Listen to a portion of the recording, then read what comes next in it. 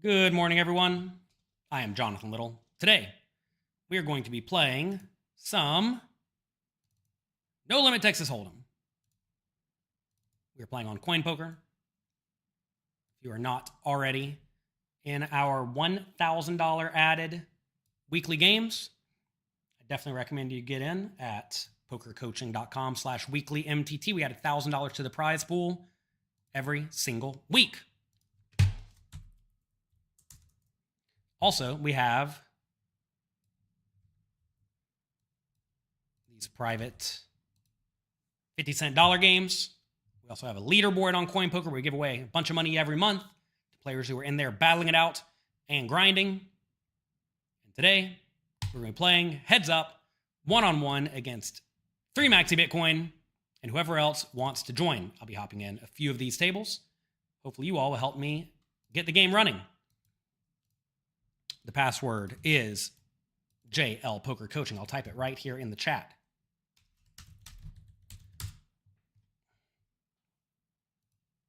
Let's load up the tables. Let's play. Might as well get in another game while I'm waiting. We have a 100, 200 game. Sure. Oh, not 100, 200. Haha, 50-cent dollar. $1, $2. My brain is broken. The action is going to be fast and furious. Hopefully we have a good stream today. If you have any comments, questions, suggestions, feedback, please let me know. Let's get right to the games. Here we go.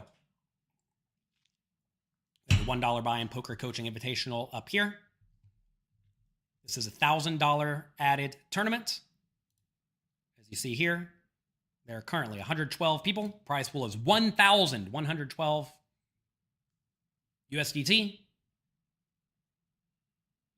Might as well get in the game. Check out how to get in it if you are not already at PokerCoaching.com/weekly MTT.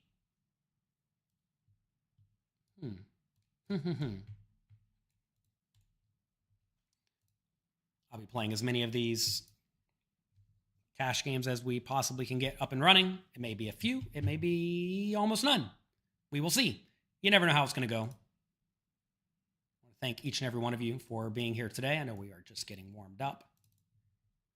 This other game while we're waiting to get some action.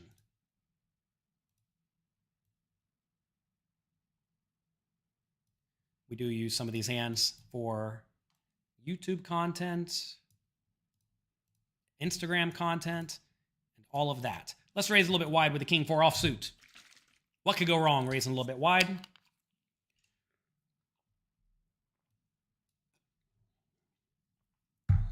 Maxi Bitcoin's one of my good friends in the real world. He's been super happy. Bitcoin's been pumping. Pump his bags, pump his bags.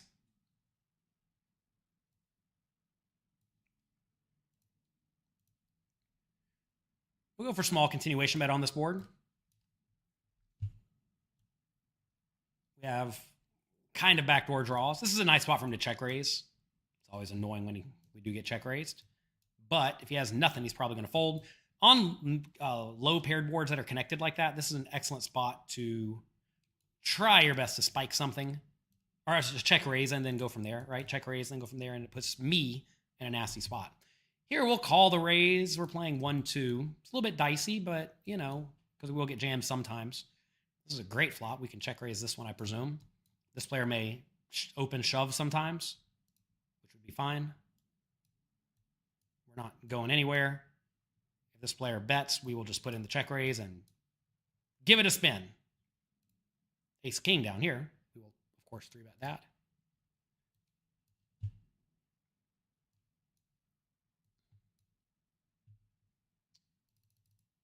Ace turn's a good one to check on because the initial raise is going to have a lot of ace X. Our hand, of course, is reasonable to bet, but if we check, we may do some bluffs, and our hand's obviously excellent. Should we call a raise? He's never going to fold a good ace, I don't think, if we raise. If we do raise, we got to rip it. I'm just going to call. I can see some good stuff happening by calling. It's a pretty junk river for me. 3-bet this again. 2 ace kings in a row. Chunky bet from 3 Bitcoin. We'll just fold.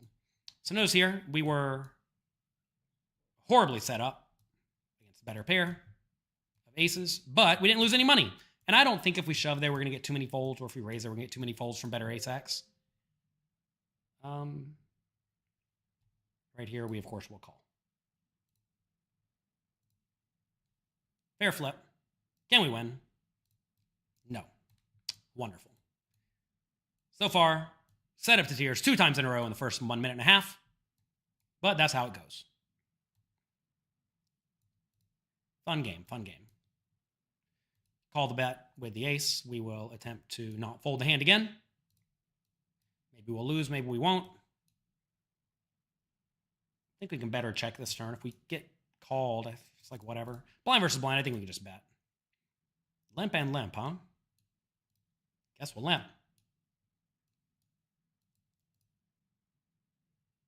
There's an ante in play on CoinPoker, so we can play a little bit looser than games without that. River's a 4. I'm going to value bet again. We can call this and try to spike well. I think we can value bet like 9. Probably get called by any king. We do get called and we do win, so that's nice. Here we make trips, which is great. We'll just check it, of course. 6-5 suited, we can raise it up. Against under the gun raise, call or 3-bet, I guess, right? Small bet and call. We'll give it some thought and then call. Not really thinking about it. Turns not great.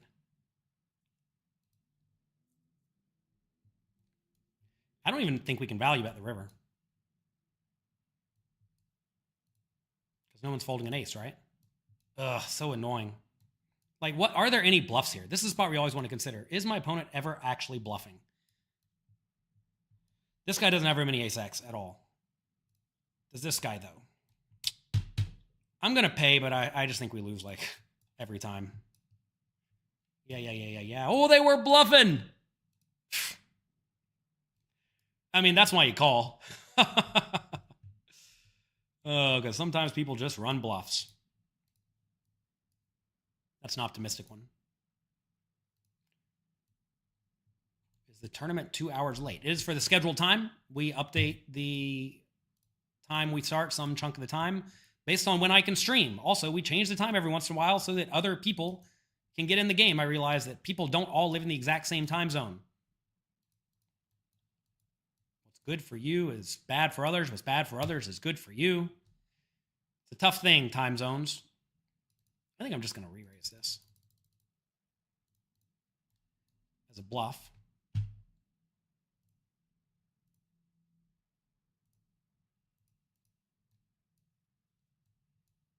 Amanda Elizabeth says, thanks for streaming. Thank you for watching. I appreciate it. No 9-max tables. Ooh, 9-max is boring. 9-max is for players who want to sit there and only play the nuts. You do not want to sit there and only play the nuts. You want to get in there and battle.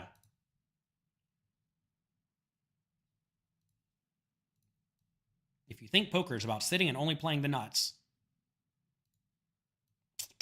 you may not make it. It looks like we may have some action on the other table, so that's good. We get one caller here. They really shouldn't have a whole lot of this. I'm going to go for 13 and go from there. Straight and flush draw. All right, nice little bluff through in the tournament. That is excellent. Small blind raise, I call. They're going to call with a lot of ace-X here, but I think it doesn't really matter. Let's just bet. Flop, 2 pair. Button raise, I call. We'll put in a check raise on the flop. I think we can reasonably just check raise a lot of hands in the spot. All sorts of draws are available. We get called. Let's just keep betting on the turn. We'll probably bet big. Maybe even bigger with this hand. They do fold.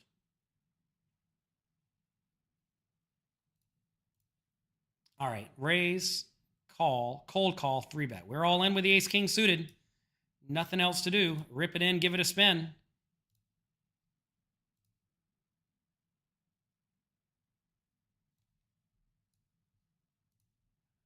I think we can continuation bet pretty often on this board using a bigger size with the gut shot. Wow, we get called.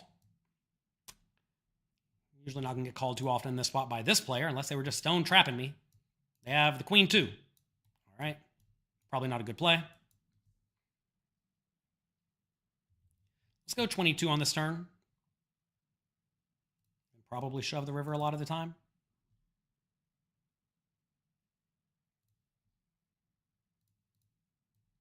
We get the fold, which is nice. You've been thinking about signing up to CoinPoker, but you don't know much about crypto. Is there an exchange rate? No, it's $1 for $1. You're using USDT, which is essentially kind of US dollars.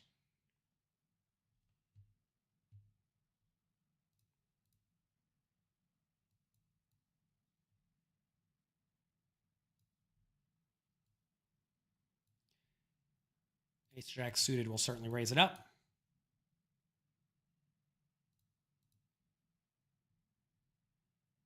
All right, re-raise. We get 3-bet. We're in position. We just call the ace-9 suited. It's another good flop. Look, this is a spot where exploitatively maybe we're supposed to fold, but I don't think in GTO world we can fold. You all know me. I'm a GTO player. Haha. Check out peakgto.com, by the way, for all your GTO strategies that will get you in trouble in spots like this.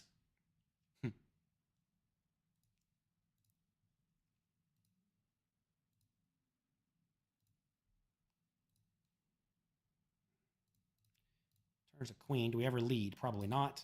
We'll definitely check it back on this turn. If they have any sort of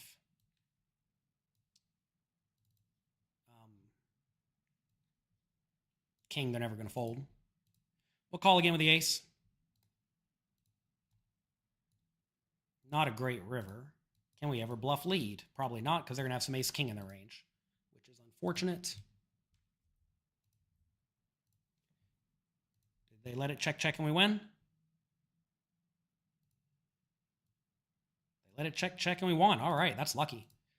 We got a call here. This is unfortunate because if they're good, they'll have us beat some chunk of the time, but whatever. You can't go around folding the king. And we win. Excellent.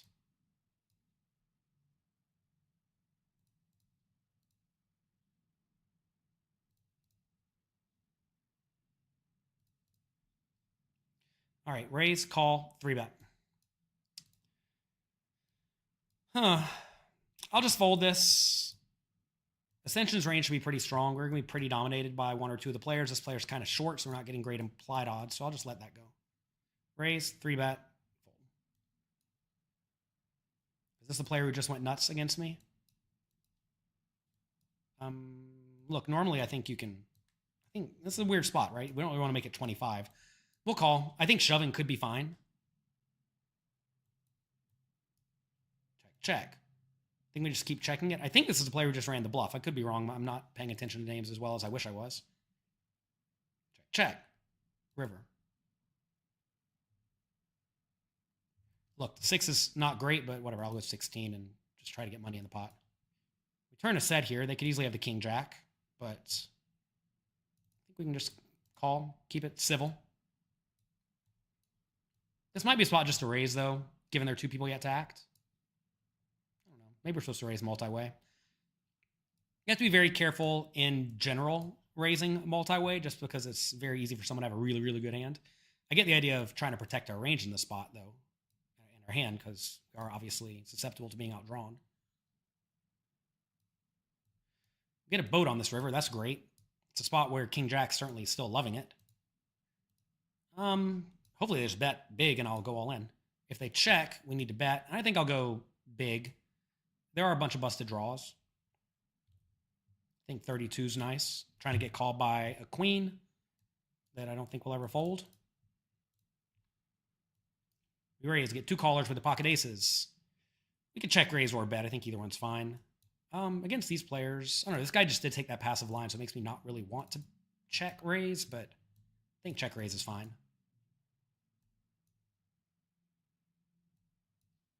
Bet, get called, turns a queen. I think we need to keep betting. Check, check, check is annoying. I think now we definitely want to bet. On the medium to big side. We get check shoved. I mean, obviously we're going to call, but we could be beat. Huh. Oh, and we are beat. They doomed us on the turn. Thanks for that. Thanks for the boat. They tricked me by giving me a full house. That is a spot where I think the opponent's almost never bluffing, but it doesn't really matter, does it? All right, they call the flop, they call the turn. I think we need to keep going on the river.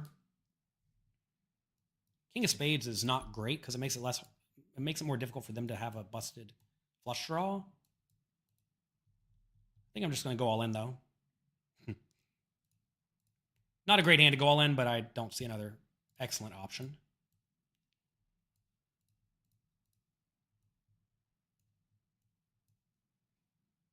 Minimum raise. With no ante, you're probably supposed to fold, but whatever, I'll call. We do get to fold with the king nine. That is a relief. I don't think we want to have a spade there that often, and we may not even want to have a king. I think we just want to have like total nothing.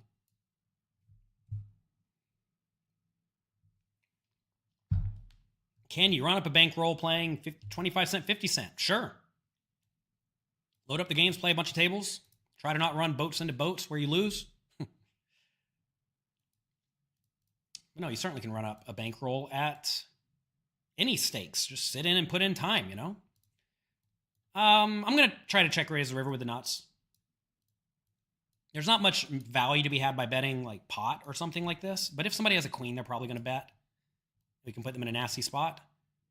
If they have nothing, they may decide to bet, just thinking we all have nothing. Ah, no luck. No luck. Pocket twos will, of course, call.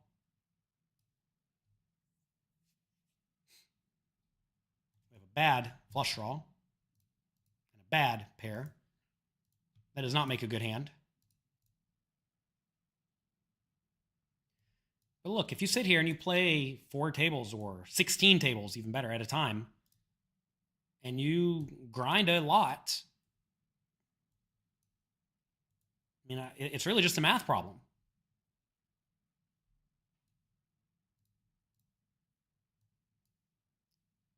Right? Figure out how much you make per hour or per hand or per 100 hands, whatever.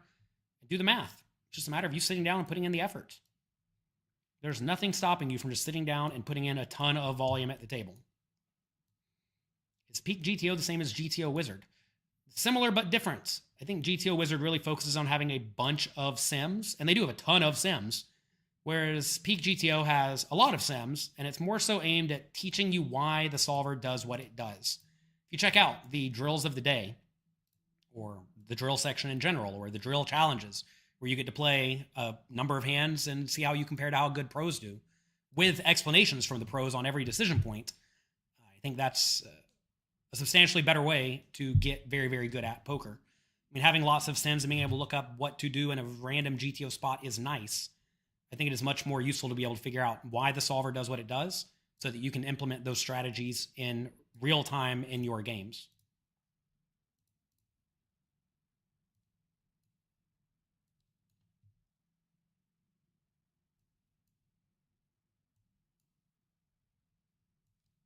You don't understand how to deposit funds. All right, it's really not hard at all. You go over here, you click on your balance, then you click deposit. If you're sending it from an exchange, you need to click that button. If you don't know what an exchange is, I'm sure CoinPoker has some details on that on their site. If you're sending it from another website, you deposit from exchange. If you're sending it from a Ledger or a Trezor wallet or something like that, you do deposit. You're sending in USDT. If you're sending a different currency, type whatever that is in, USDC, ETH, Bitcoin, whatever. Whatever you're sending in, send it like that. Then send it to this address. Actually, that's not accurate. This is my address where I'm sending from. You need to make sure it knows where you're sending from. Then type in the amount. Then send it to this wallet. And then wait about 5 minutes and it'll be there. It's actually like the simplest deposit method I've ever seen. It takes about 5 minutes and it costs you nothing. We'll bet 12 on the river with the nothing, not 112.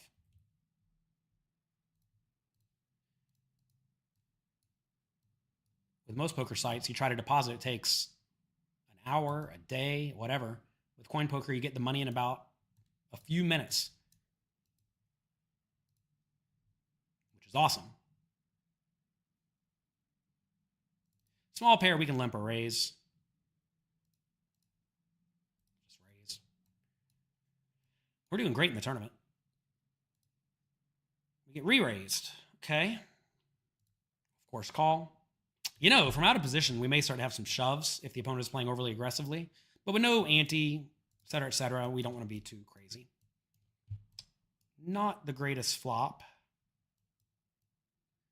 Probably just fold to a bet. Hopefully he bets big so we can fold easier. He does bet big, allows me to fold easier. If you bet like $6 here, we probably have to stick around. He will call the 3-bet with the 5-4 suited. We get the bad end of a straight draw.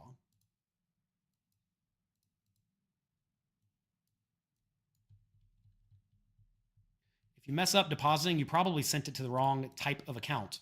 If you try to send like Bitcoin to Ethereum, I'm not sure that will work easily in that situation. It shouldn't be that big of a deal. They should probably be able to find it. But if you like send to some random weird account that they told you not to, if you don't follow directions, you very easily could lose your money. Crypto has some goods and bads. I think the goods drastically outweigh the bads. Being able to keep track of your own money is awesome. Being able to have custody of your own money is awesome. Being able to send money to and from somewhere for no fee is awesome. A whole bunch of awesome things that happen because of crypto. On the river, we'll go 14. I don't think we want to bet too big with this type of hand. I get that we shouldn't have a whole lot of 8s in this spot, but neither should they. I'm not sure people care about that or not. If they're good, they're going to realize I don't have a whole lot of 8x. It's an easy spot to call with something like a king, though. 9s, can we 3-bet or call? I think either play is reasonable. We'll just call, playing very deep. How much time is left to register? I have no clue. Raise, 3-bet small. We'll definitely call in position. This is not a good 3-bet size. You want to give me bad odds to call. Maybe it's a misclick. We'll check it back here. We get the fold over here. That's nice.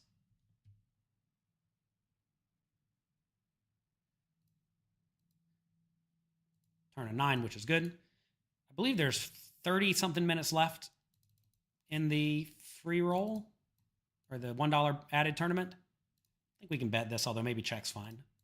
We'll defend super wide.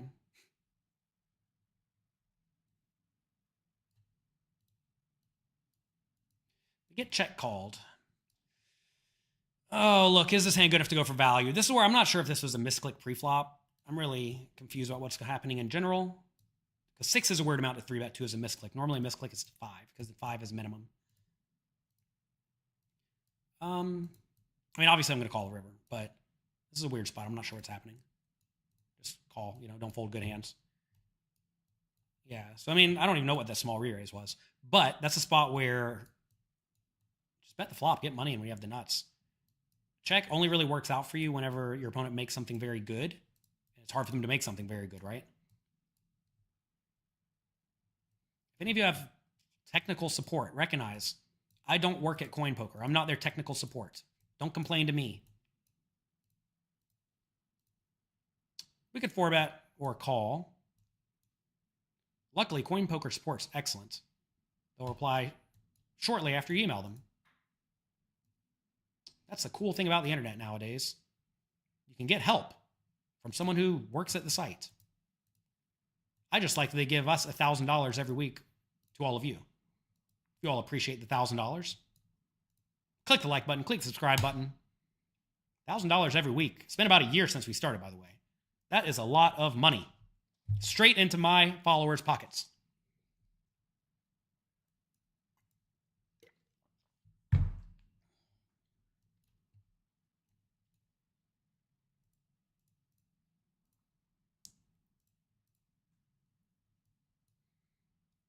How do you build a bankroll at the small stakes? Play a bunch. Put your butt in the chair and play. So many people say, how do I build a bankroll? I have a hard time winning. Well, the answer is you're probably not playing well. Study a lot away from the table. Practice on Peak GTO. Get good at playing good, strong, fundamentally sound poker and using common sense to adjust away from whatever the solver recommends. Get good at poker, step 1. Then put in a lot of volume. 3-bet or call. This player's kind of short. Min raise under the gun. We'll call the 7s.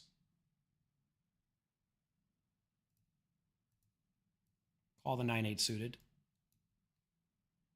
We have a gut shot and backdoor flush draw, which is pretty good. Check, check, check. We still have a gut shot. We lose our backdoor flush draw. Should we bluff this type of hand? I think it seems reasonable.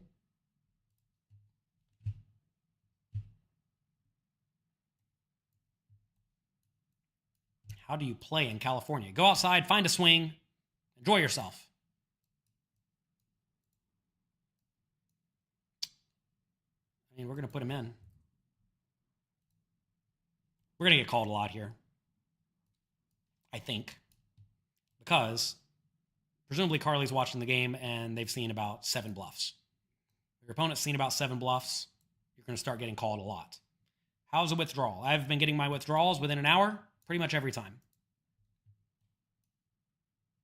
If you're in California, you can just go to PokerCoaching.com/weeklymtt. How easy is that? King 8 suited. Let's 3-bet it. Call it maybe? Let's call it this time. What's a decent win rate? If you're winning at 8 big blinds per 100 online, that is a very nice win rate.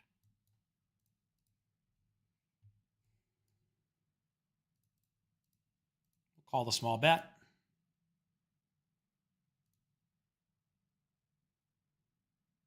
Turn's great.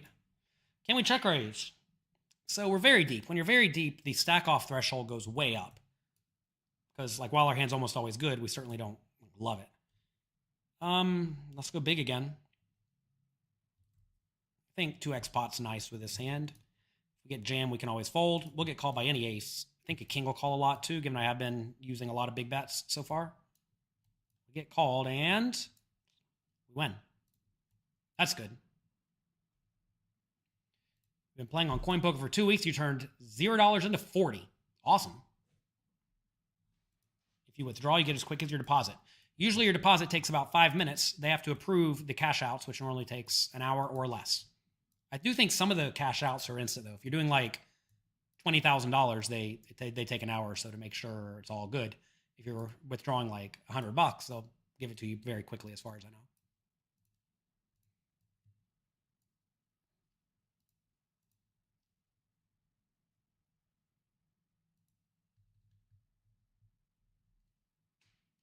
Am I playing with no delay? What do you think? What do you think? Am I playing with no delay today? So all of you can see my cards in real time, playing for real money. Do you think I would be playing for hundreds of dollars, showing you all my cards at the same time? And if so, how am I still able to get all these bluffs through?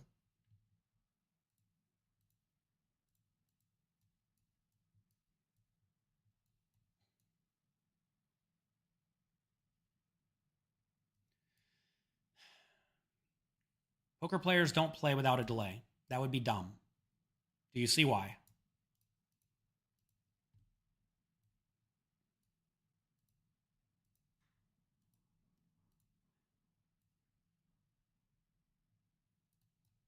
I think Google's ruined some people. Where like they just have a question and think, oh, Google it, without using common sense and trying to come to an answer kind of quickly, you know? I get that Google's nice, or Chat GPT, a lot of your significant others. Chat is very nice as well. I bet if you Google, do poker Twitch streamers put on a delay, I bet it will answer you yes. But you could also use some common sense. Like, how much do I hate money? I know it looks like I hate money the way I play sometimes, but I don't hate it enough to let my opponent see all my cards.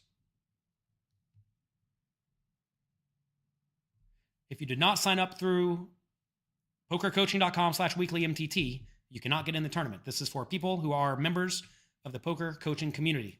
I recognize a lot of you found CoinPoker through other places. Tough luck. I think this hand's bad enough to bet. 7-6, huh? Oh, limp pot. What am I doing? We'll just check fold. Do we want to continue bluffing this one? Probably just not, right? River a pair. It's probably good. When will I be in the Vegas this summer? Pretty much the entire time.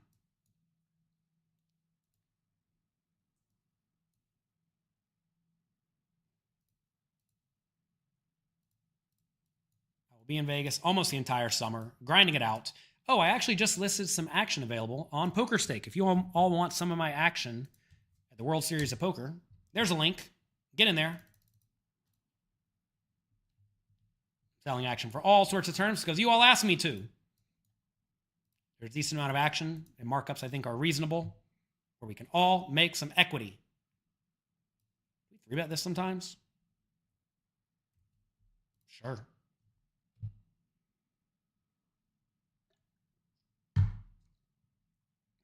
All right, we raise big over the limp. We got to be a little careful because there's a flush available, but we'll just bet. Small.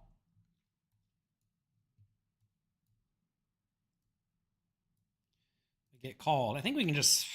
God, this is going to suck if I get jammed. I think we just bet small 3 times.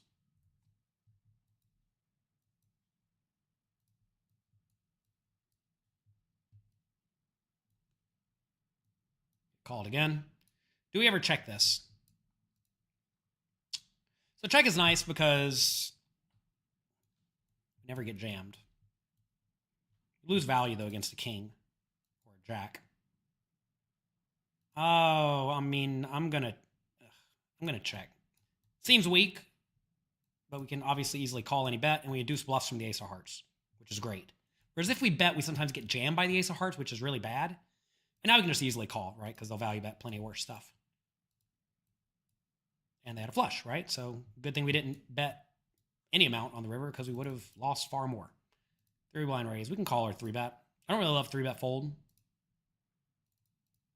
It's always nice when they set us up, but we don't lose all of our money. Isn't there a withdrawal fee? I think they charge you a whopping $5 to withdraw.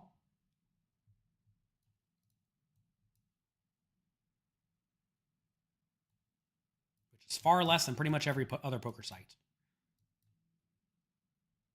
Can we value bet the river here? Probably not. Just check it back.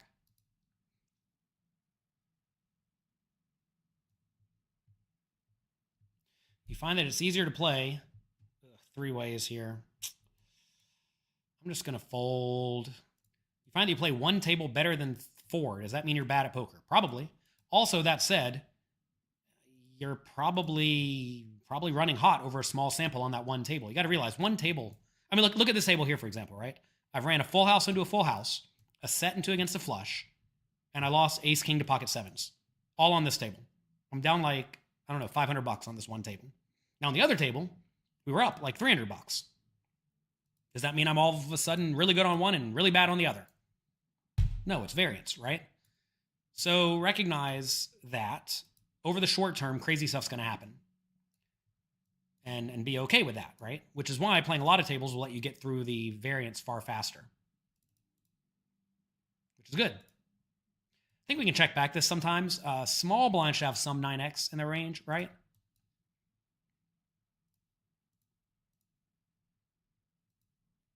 One big blind bet, we can easily call. Call the king of hearts. Turn a king, which may spell doom for us. Can we value bet river? Probably. I think we can value bet this pretty reasonably.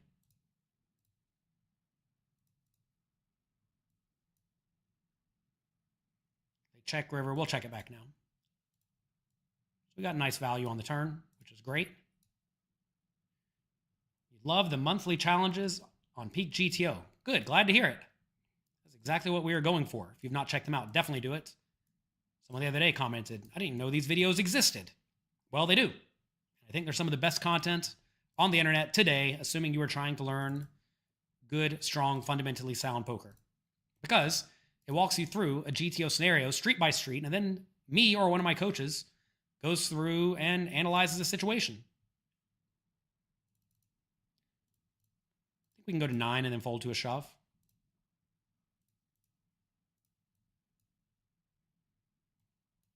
We get called, check, turn. Do we want to keep bluffing this? Probably not. We just have lots of better stuff with a gut shot to bluff, I think. Plus we have some showdown value. Check, check, river. We probably don't win, but maybe we do sometimes. Chat GPT is a nice poker coach. I would disagree. I've asked it some questions, and it was not great. It's good for basic advice. That said, you should probably go to an actual poker player for advice and not a computer program that scans the internet. We'll call the raise with the backdoor draws. Maybe just get a 5. 9 of hearts instead. What is the profit on the stream so far? Hey, C, if you are worried about the profit over the course of 45 minutes, 36 minutes actually, hate to break it to you, you're not going to make it. If you're worried about the profit on a day, hate to break it to you, you're not going to make it. If you are concerned about the short-term swings of poker over only 4 tables over the course of 40 minutes or an hour or 8 hours, you're not going to make it. A lot of people don't like that. They don't like hearing that the short-term variance does not matter. We literally just talked about it a minute ago about someone who does better 1 table compared to 4. I mean, you're probably just not that good at poker if you can't handle 4 tables at a time online, but maybe you have no experience playing 4 tables. Maybe you're just running hot over the short sample. And you got to realize 10,000 hands is not a lot of poker at all. And I mean, 1 tabling, it'll take you what? 20-something hours to play that? Maybe more? I don't even know. I can't even do math. Do you sometimes realize you are truly a legend of this game? I don't feel like a legend of this game. I feel like a middle pair kind of guy. As we sit here and struggle with our 2 middle pairs. You know, only 4 straight 3 flush board. Only running boats into boats and losing. You know. All you can do is do your best. 2 pairs. It's pretty good. Can we value bet this one? I mean, it's obviously weak, but I think we can. Can we value bet this one? I don't think so. I don't think so. Now we, of course, check, check. Good thing we didn't value bet here. We would have lost. No need to bluff this, I don't think. What's my deepest main event run? I think last year I took 400th or something. I don't even know. And that was indeed the deepest. I have not done especially well in the main event. I think I have 2 cashes in 20 years. Not a great showing. But again, variance. Am I right? Variance exists. Don't let it bother you. Last year, I think I took like 40th in the win tournament too. Oh, man. Last year, Nick Petrangelo won. And with 40 people left, I had pocket aces lose to his ace 10. I think that was ace 10. He rivered trips. It was like queen 10, 3, 2, spike me on the river 10. At least he won the tournament. That was for a lot of chips, too. We were both doing really well. Such is life. Try again.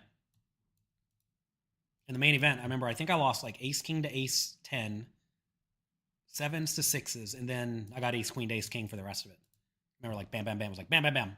Bam, bam, bam. You're out. Goodbye. All right, backdoor draws. It's pretty good. For a small bet, we definitely can continue. 6 of hearts, all right. If he bets turn, do we ever shove? Oh, man. Feels optimistic. We probably don't want to have a lot of shoves in GTO world, because if we have a 6, we always want to keep him in the pot, right? Right? Yeah, let's call. All right, that's good enough. We get 3-bet. Call, of course. We... Come on. Come on. All right, what are we doing? Calling or shoving? We get cold caught here. Let's just put it in. We ever getting trapped? I don't think so. You got to love it when the river's the river of doom and they bust you. It's only happened about 7 times so far this stream. But that's okay. I don't mind.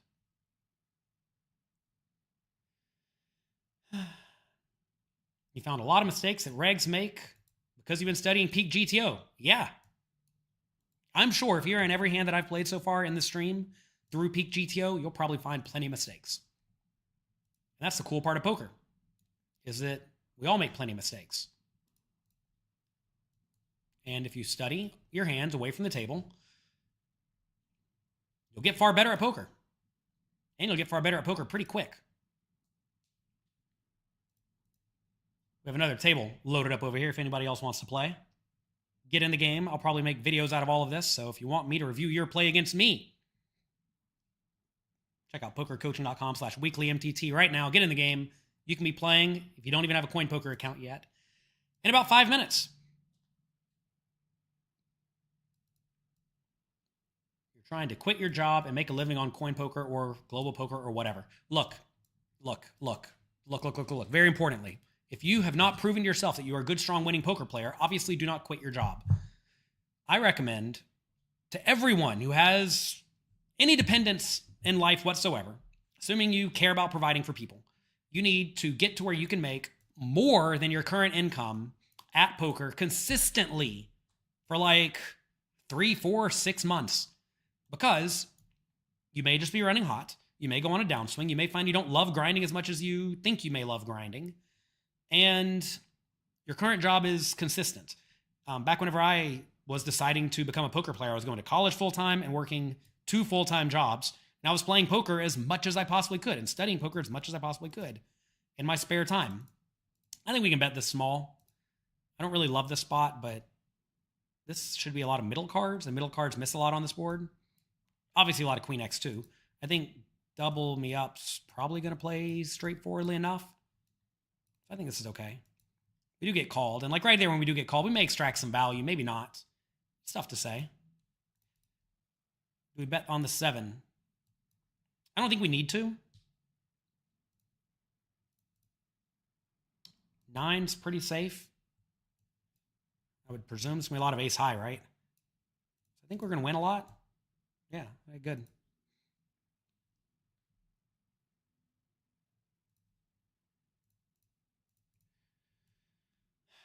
Anyway, if you have a job, just play poker in your spare time. I mean, most jobs only make you work 40 hours a week, right? 40 hours a week means you have a lot of time remaining in the week. Let's get out the calculator. I can't do math when I'm playing poker. Let's see. There's 24 hours in a day times 7 days a week. That's 168 hours. It means you have 128 hours remaining. Let's say you sleep 60 hours a week. Let's say you drive to your work to and from 8 hours a week. That leaves you with 60 hours of the week with nothing to do. If you can't find 20, 30, 40 hours in the week to play poker in your spare time, really just 2 or 3 hours a day at night, I mean, you're not trying hard enough. Back in the day when you couldn't even play on like a laptop computer because those didn't exist, or at least they weren't accessible. I put in great volume. Just every time I was at home, I would be working. Grinding on poker. What's the variance you should be worried about in your bankroll over X amount of months? Bad metric. If you're thinking about time of poker hands in terms of months, that is not ideal. Let's splash around here for fun. You need to be thinking in terms of hands or tournaments or whatnot, right? 3-bet punish me. Obviously, we'll call. Try to get lucky. Probably make a flush and lose, given how today's going. But that's okay. I don't mind. We flop. Nothing. But I mean, obviously, the variance of the game you're playing, your skill edge, how much volume you're putting in, all those things will heavily dictate how much variance you should expect to encounter, right?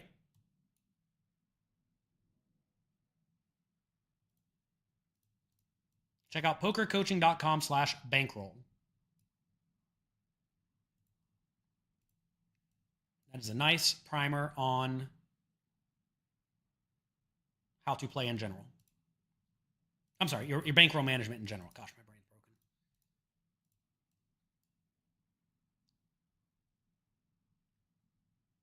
broken. ChatGPT recommends check out Jonathan Little material, as it should.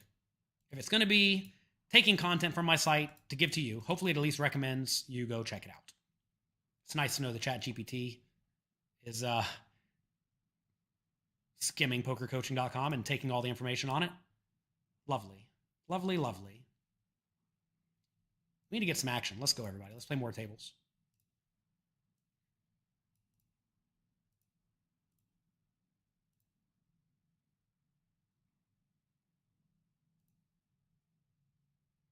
All the tables are full. Are you kidding me? Come on.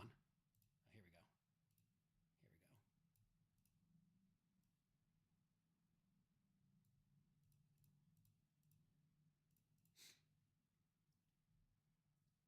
Find out ironic how many limpers there are in my tournament. Well, look, people watch YouTube, you know? They get in the games. People like free money. They can play as they see fit.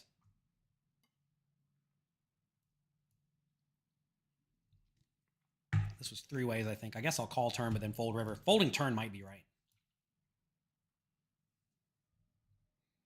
We'll give it a long check.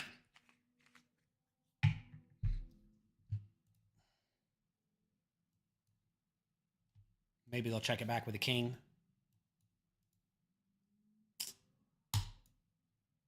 Tough spot. It's maybe not even a tough spot. It might just be a fold on the turn. Don't be afraid to make tight folds multi-way.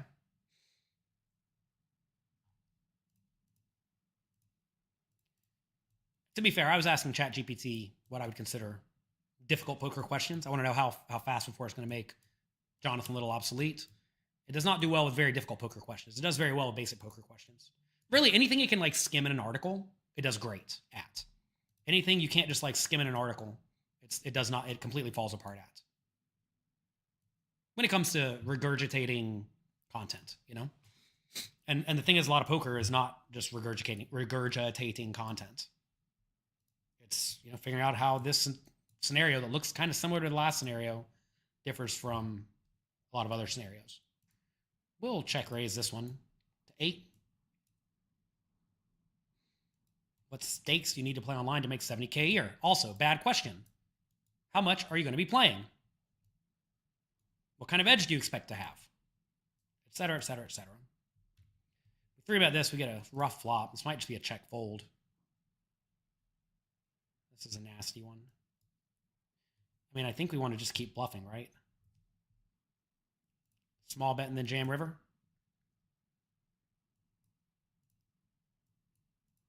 This is so tough, but it's like if there's should they fold an overpair? Probably. Will they? Probably not. Oh, they don't fold. A flush. That's annoying. I'm okay with that bluff. I mean, look, you'd rather have a random heart in your hand, which you will sometimes, but I think it's okay to go for the bluff there. Should we bluff this one? No. No. Again, it's just a math problem, everyone. If you're asking how much money will you make a month, blah, blah, blah, do the math. How much money do you make per hand? How many hands do you play per month? That's your answer. Easy. By the way, in spots like this, you may look at this and think, oh man, horrible bluff where the guy has the flush. But you got to realize they're going to have almost no 9s, not a lot of 10s. I have them all, and they're all good enough to value bet, right?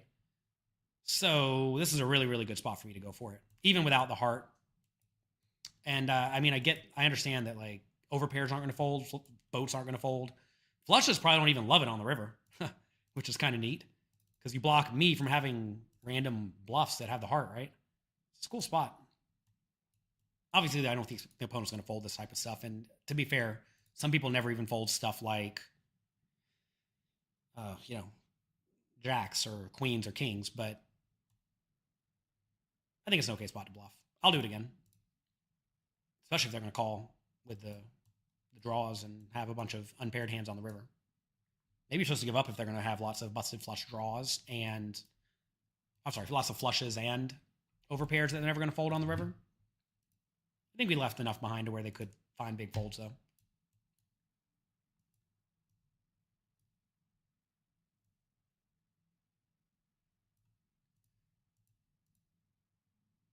watch this on your break later.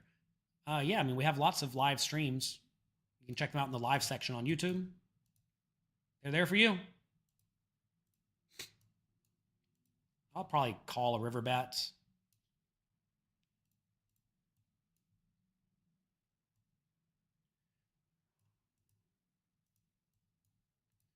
Ooh. Check again. We got a draw. We have a tiny amount of life. We bet tiny on the river? Maybe.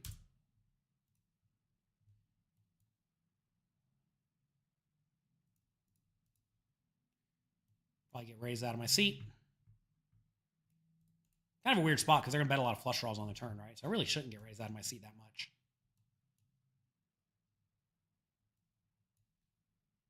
Mix in some random junk bluffs and some flushes.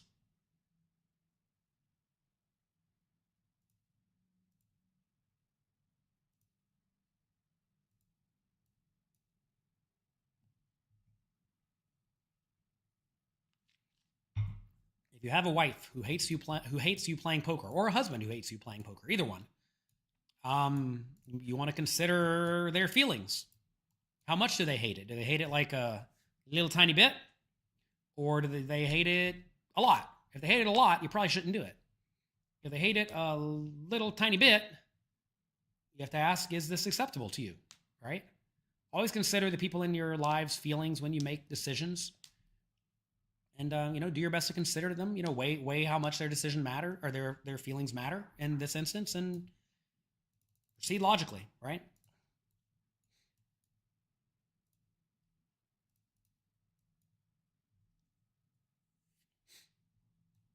There are plenty of things you can do that your significant other will be okay with. All right, we get clicked. I think we just got to go all in, right?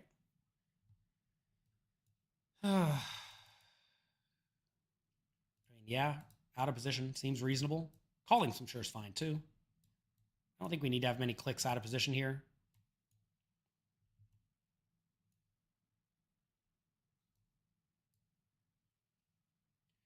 All right, we got some backdoor equity.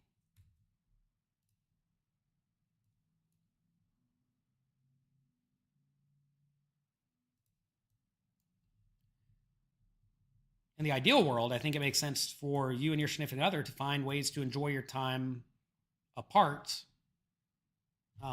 in ways that you both really, really like, right? Like maybe they like playing chess, or maybe they like scuba diving or whatever, and you hate that thing. It's okay to do things in your life that the other one doesn't necessarily love, assuming you're actually playing poker professionally and making money, and they're doing stuff that you don't really want to do with them, but they want to do, right? Find a trade, kind of. Problem with poker is it can take over your life. And then next thing you know, you're playing a ton of poker. So just keep betting and try to get money in the pot. One big blind bet immediately. Interesting. If we check raise and get shoved or re-raise, it's not going to be great. So we'll call.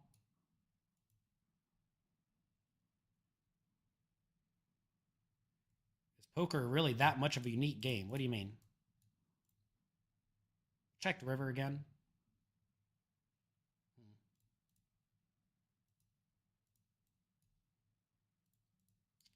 Lose to a lot here.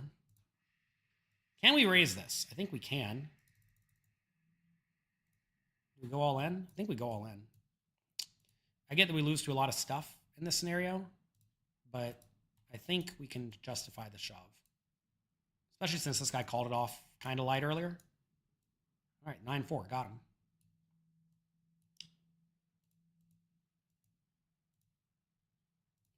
Ugh, nasty spot against Ascension here. We lose to all the ace queens and he has all of it, right? But we can't really go around folding this, I don't think.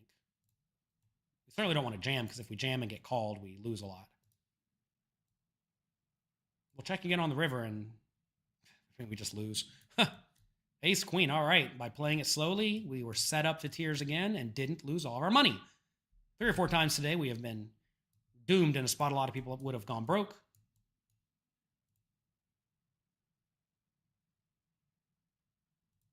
And we didn't. So that's good.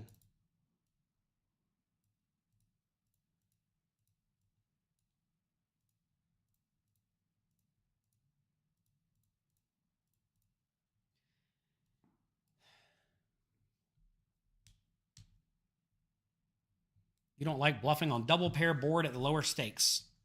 I mean, it makes sense, right? Because they're never folding a boat. Of course. We're not trying to get them to fold a boat, though. We're trying to get them to fold ace high, king high, draws, etc.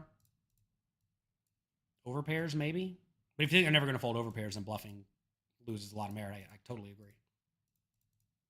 You always want to ask, what am I trying to get them to fold? Maybe that was just a doomed bluff, right? Like if they literally call every single time with every overpair, and they're going to have some flush draws that got there. I mean, like, yeah, what are they folding? But I mean, I don't know. I would say that I would hope people would fold out overpairs when the flush comes as well, right? Because I could have any 10, any 9, or any flush draw. So maybe that's the spot where the bluff was doomed against some particular opponents. How are we doing this term? We're 19th out of 138. First place is $238. Hope you all enjoy the game. Thank you all for being here. If you enjoy the show, click the like button, click subscribe button, share it with your friends. Is he up or down over the course of an hour? Down. Down some amount.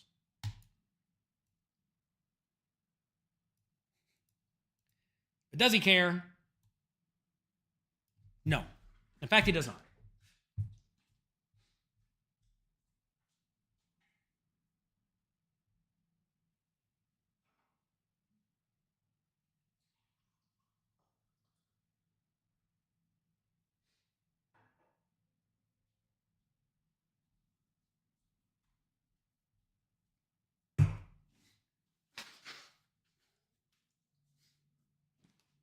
Seven deuce, never loose. Do we raise it? No, don't raise it. Don't raise it.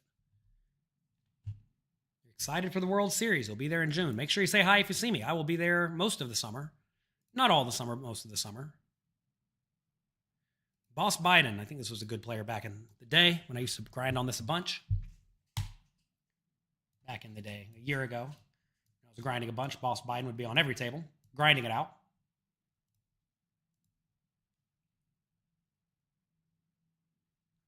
I don't think this is a board you want to bet every time. I mean, I don't think it's a board you want to bet small on. This is a board where you should be pretty polarized. Oh, somebody running in GTO. Who's wrong, me or Boss? You thought I was only betting min 50% pot on the river, says Tim. Out of position, you should be betting tiny a lot of the time. With your hands that have 52-ish% equity. Hey, maybe like right here.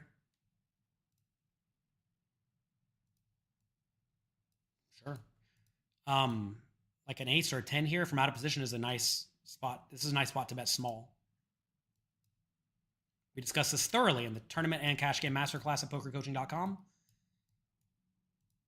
Because no matter what, the action is opened, right? When you're in position, you want to bet roughly half pot or less. I mean, maybe I messed it up earlier. I don't think I did, but maybe I did. But out of position, you want to be using some tiny bets. In position, though, half pot or less is the way to go. I'm sorry. Gosh, my brain's broken. Half pot or more when you're in position and your opponent checks, because you are always reopening the action. We'll go big here with the nuts. Bet get called. Should we keep betting again? Sure, right? Get snapped. Right? 2x pot's good. Let's just keep betting to get full value from everything worse than a 10. Hopefully we're not set up.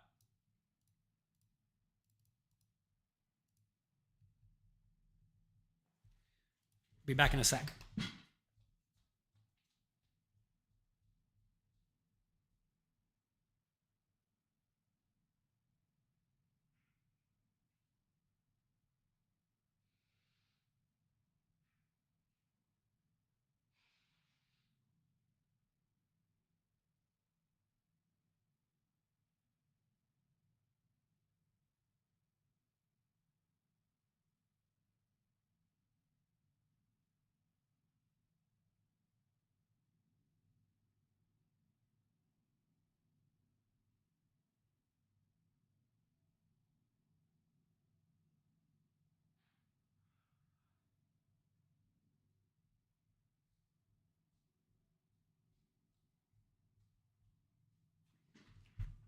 What's up? I'm the man. We are grinding out some coin poker games today. We have 2 poker coaching meetup games, 50-cent dollar no limit hold'em with seats open. Hop in. We also have our $1 buy-in, $1,000 added weekly tournament. I believe you can still enter it. Well, you can't by the time you hear this because we're on a delay. You can check back here sometimes. Especially with this type of hand. Seems good. Because they're going to have a lot of nothing, right?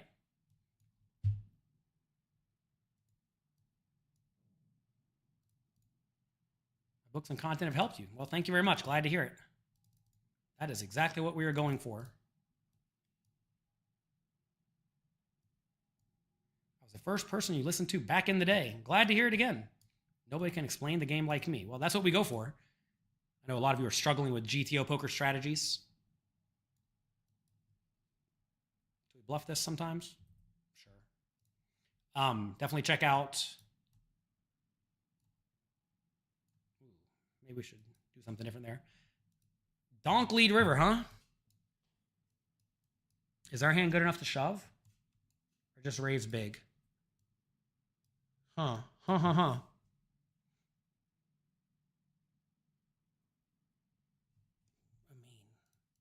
we beat like everything, right? Let's go 26. And if they shove, maybe we can justify a fold. I don't think... yeah. If they shove, we got to fold, I think. This is a weird one because they should have like no 2s, right? Because they can only have ace 2 of hearts.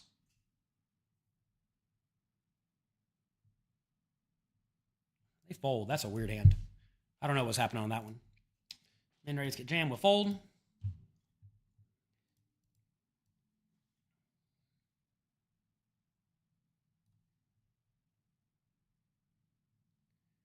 Yeah, at Peak GTO, in the drills of the day, I think all of you, myself included, will benefit a lot from going through all of them because me and the poker coaching coaches are going through lots of common scenarios that you need to master.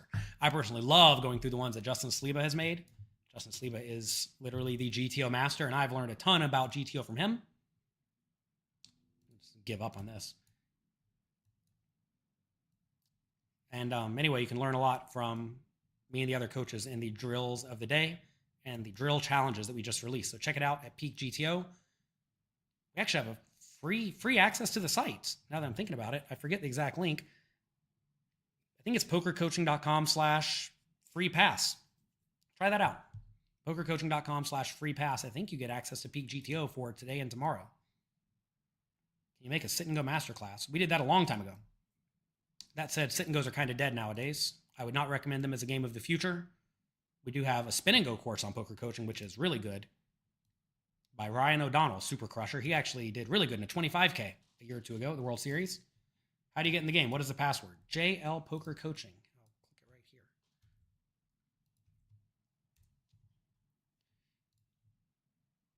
Have you ever done a bankroll challenge? Yes, a long time ago. It was very boring. I turned $300 into about $1,000, and then I decided I was bored. I was going to play only 1 hour per week. I did not want to play 5 cent, 10 cent, 1 hour per week. It was not fun for me. I've already turned my $50 into many millions. I don't really need to do it again to prove it. To prove I can do it. To show everybody how it's done. Do what I'm doing right here, but many, many, many more hours. I do not necessarily enjoy grinding online poker all day, every day anymore. The allure of making some amount of money per hour is not attractive to me unless it's a huge amount at this point in life, which is, lucky for me. But look, I don't want to sit and play small stakes games. It's not really what gets me off. Happy to do it every once in a while for all of you, but it is not what I am trying to do with my time in general. 3 blind raise. Do we just shove this or call? I think we're supposed to call, right? This is a good flop. It's a good flop too. Should you learn tournaments or cash games? If you are new to poker, I definitely recommend cash games over tournaments for a variety of reasons. Mainly, you need way less of a bankroll proportionally. We'll check this to give me every chance to bluff. we justify a check shove on this river? Huh. I don't think so. We'll just go big. They pot river. I mean, we just got to call, right? Look at that. Again, set up to tiers and we don't get stacked. 5 times today if you're keeping track.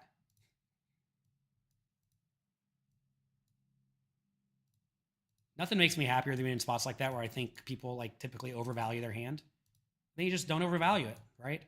You got to realize a lot of poker hands are worth some amount of money or some amount of chips going into the pot. Your value hands I'm talking about.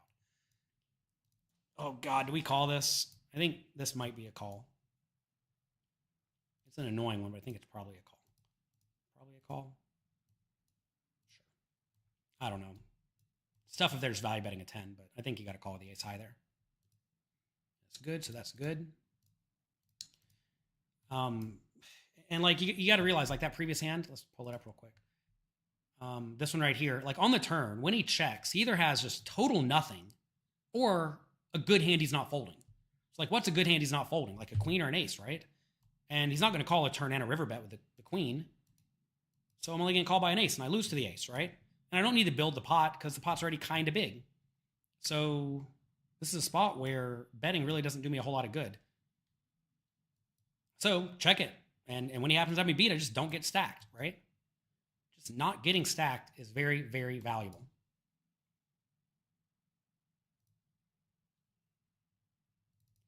This is a rough flop, but I think we can just bet this junk hand. Here we get a set. Now we're going to try to stack them, okay? We're going to try to stack them. Rough turn, but I don't really see how we can fold. With over here, we get a good river. Are we supposed to lead ever? No, not with a 3 flush. We're just going to call. Our hand's almost always good and not vulnerable to being outdrawn. If we get raised, we'll just fold this, even with a gut shot. Terrible hand.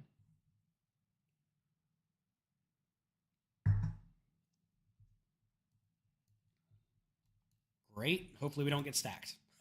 Here we're going to get stacked if we're beat. And that's A-okay. We're really just wanting Frank to go all in. Because if Frank goes all in, we are going to gobble up the money. We're going to put it all in against Daft because he only has 5 big blinds left. If he folds anything, that's fine.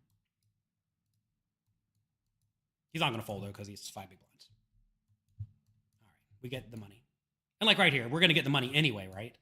But if there's some world where we ever get off the hook, it's just so nice. I don't think Carly's in the folding mood. I would want to 3-bet this ace-5 sometimes, but I don't think so here.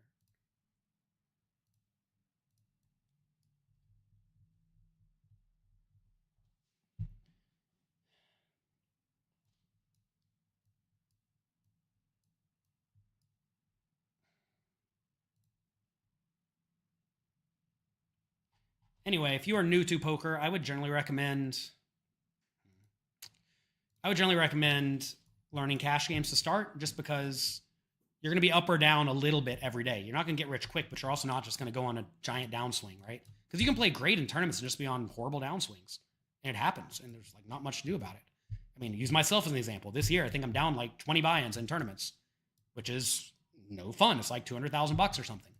But last year I was up like $1 million, you know? So it's just a lot of variance. There's a lot of variance in poker. And in tournament poker, especially, right? Whereas in cash games, it's hard to get stuck like 30 buy-ins in live poker. It's just not going to happen that often. Assuming you're good at poker.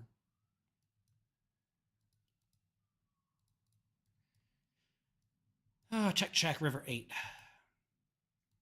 we check shove this? I think so. Check.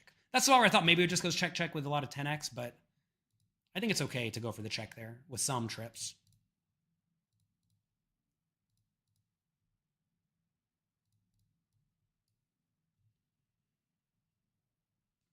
What are the advantages of Peak over various competitors? The ability to have a coach talk you through very common scenarios. If you look at a lot of the other GTO programs out there, they present to you a chart, and then they say, have fun. I do not think that's a good way to learn anything.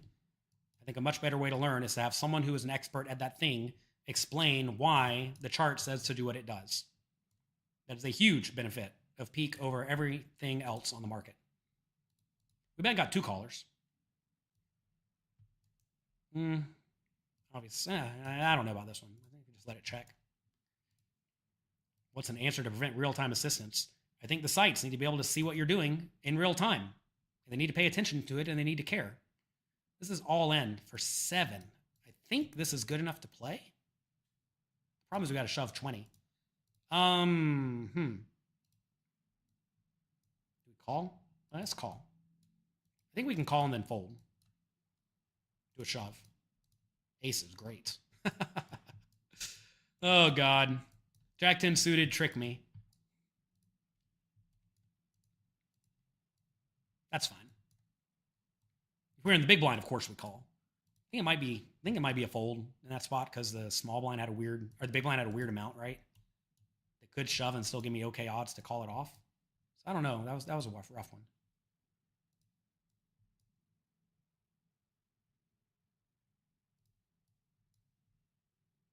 I think we can raise here and then call off against big blind.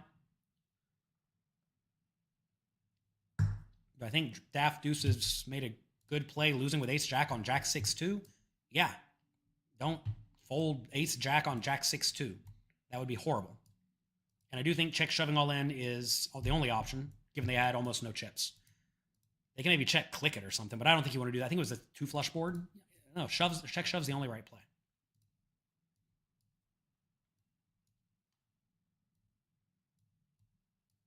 Don't worry about being set up. Look, everybody's going to get top pair, top kicker, and be against better hands sometimes.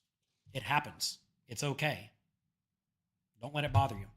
Raise call. We could bluff this. This might be a little loose. These players don't really like to fold to me.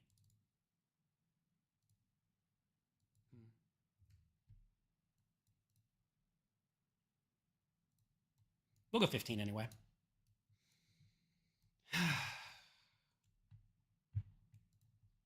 All right, we bet here and get called. Do we turn this hand into a bluff?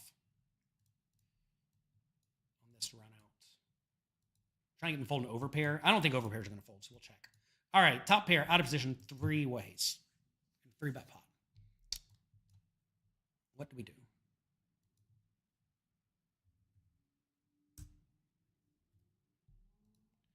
What do we do? I think we check. Do we call this?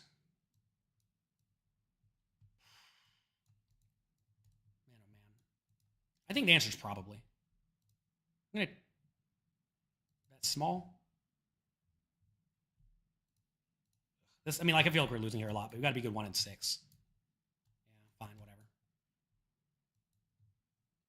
I'm okay with that. Definitely an annoying spot, but pot odds. You all know me and pot odds. All right, here we bet small and got called. These should be a lot of, like, under pairs that won't pay off on the river. Kings, but, like, it shouldn't be worse than mine. Nothing, like flush draws and gut shots. So let's check this and hope flush draws bluff. If he bets all in or something, we got to call. I think that's okay.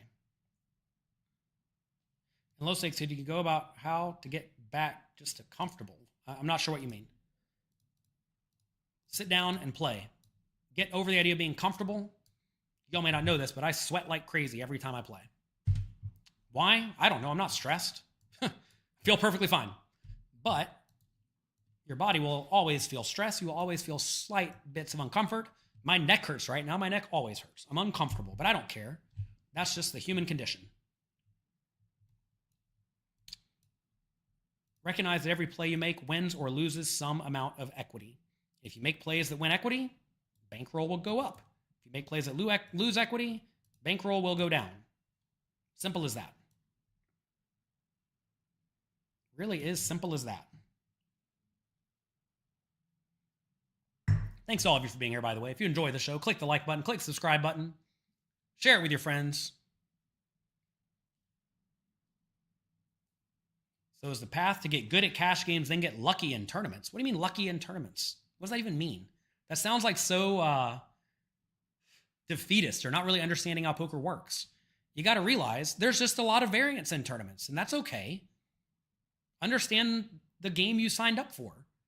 You're going to run badly in tournaments sometimes, and you're going to run amazing in tournaments sometimes.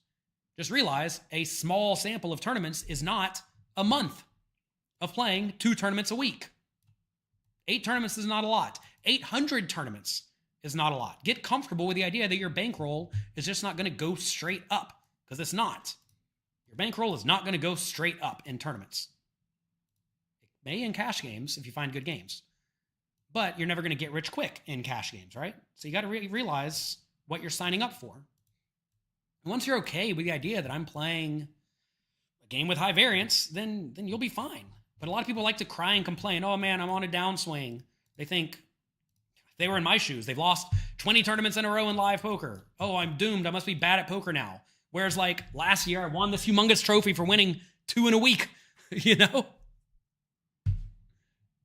It's just variance. Get used to it. Was I like playing lights out poker for the whole week and nobody could touch me when I won 2 and final table 2 others? No, I was running hot. Sometimes you're going to run hot. Am I playing like crap for the last 20 tournaments to the point that I'm the worst player in the room? No. Especially if you're studying away from the table and you're figuring out, like, am I making errors? You'll be fine. I mean, I run every single hand I play through GTO solvers and talk about the difficult ones with friends, and I consider slots I could be playing differently. And, you know, I had like 4 close-ish bubble spots and lost them all. It's fine. Don't worry about it. It's 20 tournaments. It's literally nothing. I could easily, by the way, look, I'm excited to go play the World Series. I'm going to play a lot of tournaments, even a lot of the smaller buy-in ones, like 1500s this year, because I have a little bit more time out here. And I could easily brick them all. I could go 0 for 40, feeling like I'm playing excellent poker. I could show up, play every day, get unlucky, run bad, whatever. Maybe just encounter normal variance and lose 40 in a row, 60 in a row straight into the dumpster. It could happen. Would I worry about it? Would I think I'm all of a sudden bad at poker? No. Now, I'm very fortunate in that I've been playing poker for a long time and I have a very long track record. You, on the other hand, may not have a very long track record of beating the games for a nice amount, which makes things more difficult, right? If you don't know you're actually good at something and you can't prove an edge over the long term, then I understand you would be far more afraid, maybe even salty, as some people seem. But if you have a proven track record and you're literally being shown by math that you're playing well, despite small bad runs, I mean, like, why would you worry about it? You don't get it either. Pros are solving tournament poker and ignoring those who can, what do you mean ignoring people who can solve cash? What are you even talking about? We literally have a cash game solver at peakgto.com. The great thing about cash games is they're usually played all kind of 100-ish big blinds deep, right? Take a look at this. We are playing roughly 100 big blinds deep in both these spots, whereas in tournaments, you're going to be all over the place. It's way easier to just get reasonable GTO solutions for cash games, which is nice because you just have to learn to play that 1 or 2 or 3 or 4 stack depths. And I mean, while 100 and 200 are slightly different, they're not that different. Aces are great. 6s and 4s, we'll take those too. Tournament pokers are more accessible. What do you mean by accessible? Both tournaments and cash games, you can literally click a button on pretty much any online poker site and be right in the game. I like cash games online because you can sit and play for 10 minutes. Because like I, at this point in my life, don't have 8-hour blocks where I can just sit down and play tons and tons and tons of poker. Do we bet this? I'm probably supposed to check everything, but I'll go for the small bet. Hey, we got some value with our aces. That's good. Yeah, I mean, I think cash games are great, especially for people who have stuff going on in life.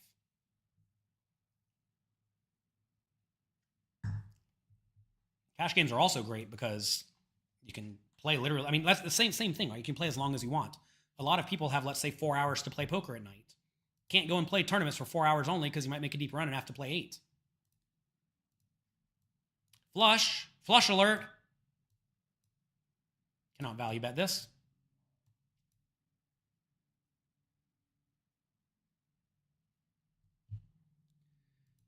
Wow, Are we ever put in a tiny value bet here?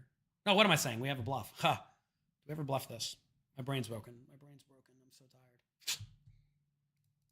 I've been sick for the last few days. We're probably supposed to bluff this sometime, but whatever.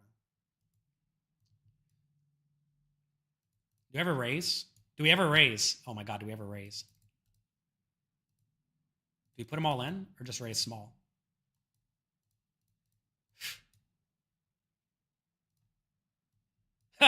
This is fun.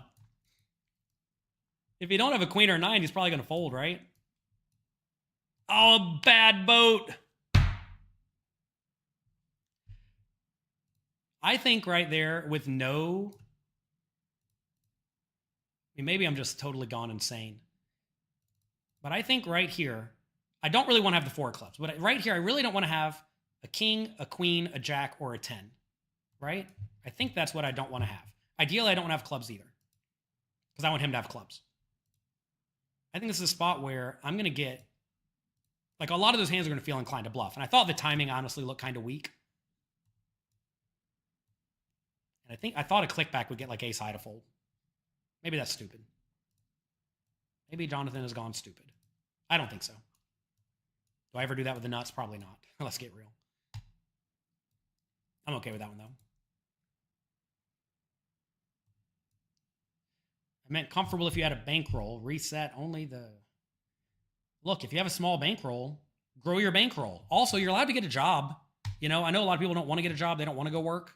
But making $8 or $10 or $20 an hour at a job, doing whatever, is probably going to be more profitable than playing 1 cent, 2 cent online.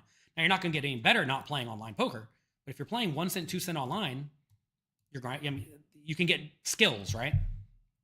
That said, if your choices are 40 hours of work a week making $20 an hour, and then 20 hours a week of poker, or 60 hours a week of poker making $2 per hour, you'd probably rather have the $20 an hour job, right? Don't be afraid to get a job. I know having a job's no fun, but you got to do what you got to do, especially if you don't have a bankroll.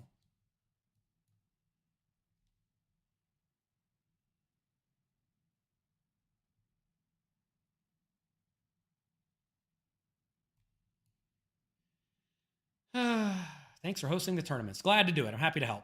Hope you're all enjoying them. Hope you all are making good use of all the money we have been throwing your direction. Huge thanks to CoinPoker for making it happen. I would hate to 4-bet fold this. I know that sounds kind of like a fish thing to say, but I think we need to call. We'll check it back here. 4's bad for me because it's good for the big blind. I think we can bet small here.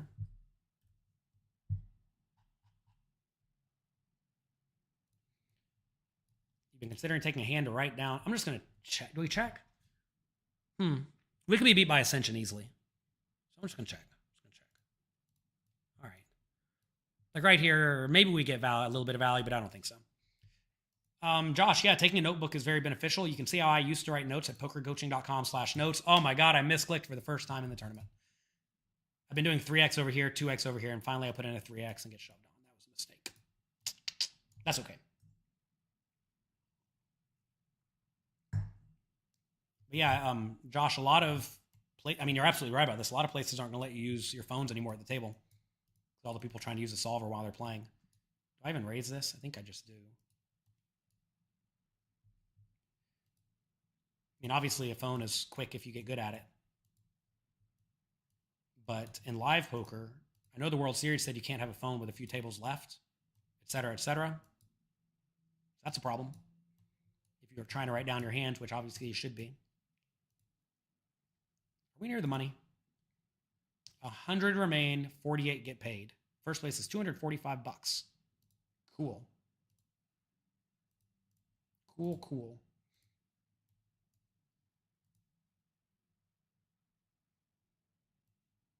If you missed today's tournament, you can get in the one next week. Check out PokerCoaching.com/weeklymtt. I will not be streaming next week's. Maybe the week after that. We'll see. I don't exactly know my schedule. It's a bit of a mess. How do you play against a bunch of players limping? Raise them for value. What you do if you're running bad at a table and there's 3 calling stations? Well, probably not win a whole lot of pots. You're allowed to lose sometimes. 4-bet our aces to 25. Maybe 24 is better. No, we'll do 25.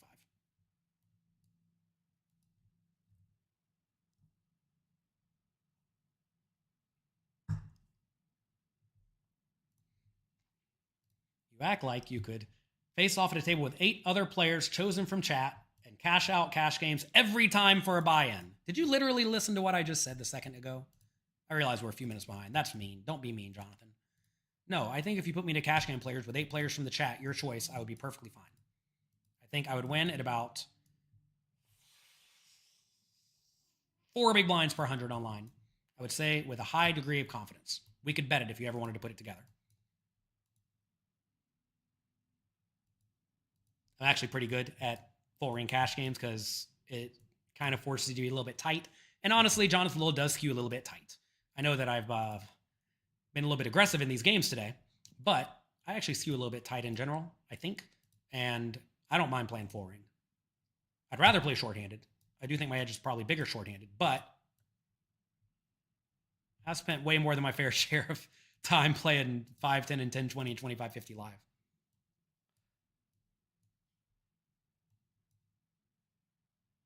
What should you take into account with lower stakes players versus trying to stick to GTO? I mean, figure out what the player pool in general does incorrectly, right? Like a lot of players, when they check raise the river, they just always have the nuts. Earlier today, when I rivered a full house, I had pocket nines. It was queen, 10, 2, 9, 2. I bet the river, and my opponent check shoved all in. I sat there and announced before I called, this should be the nuts almost every time. Now, my hand is far too good to ever fold there because I thought they could have straights. But it's a spot where, like, that guy is going to show me the nuts a lot. And because they're going to show me the nuts a lot, I certainly don't love my spot. Even though I got a boat.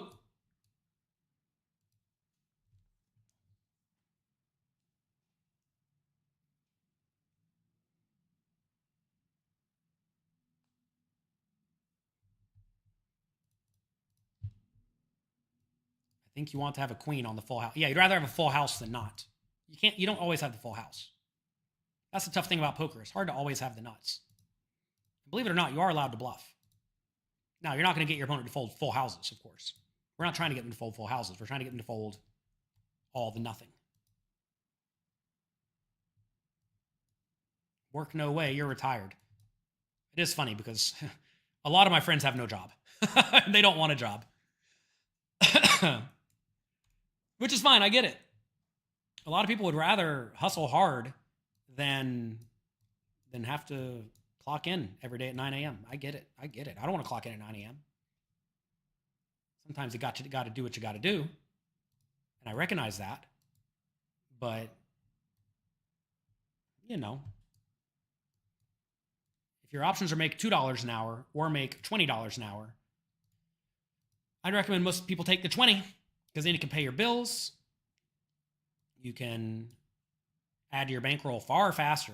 And, you know, you can still have plenty of time to... What is this? Oh, we're heads up. Fine. You still have plenty of time to grind up your bankroll.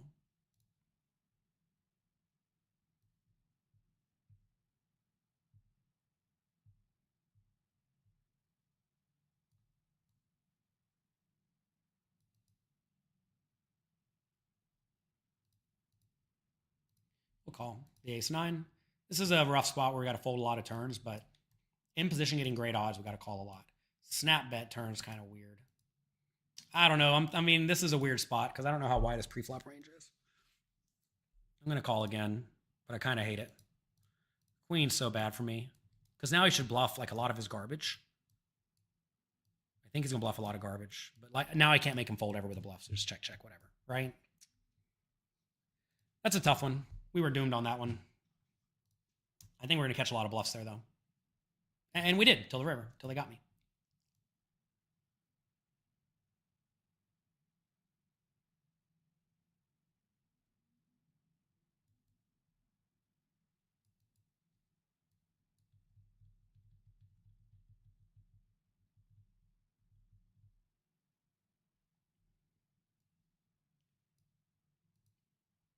People talking about working DoorDash, certainly an option.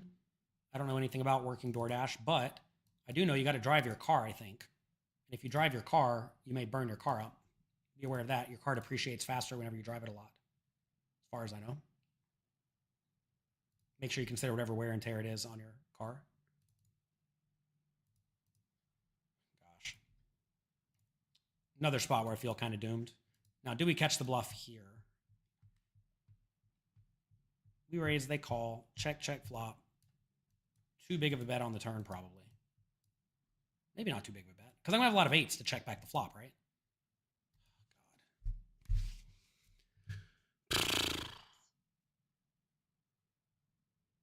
What do I want to have to call? I don't want a queen or a jack or a 10. I guess I want to have a random spade. I'm going to call here, but I don't feel good about it.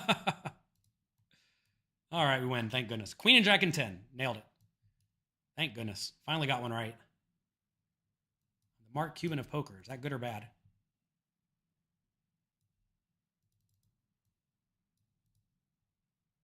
What is this? Raise, 3-bet, cold call. So here, I think we can call because if we get a set, we just always stack them.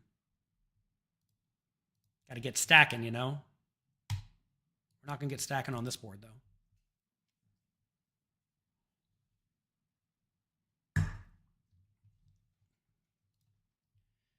Annoying spot, but we got to fold because we're going to call sometimes to get jammed, and our 4 is not particularly great. So we'll get out of the way.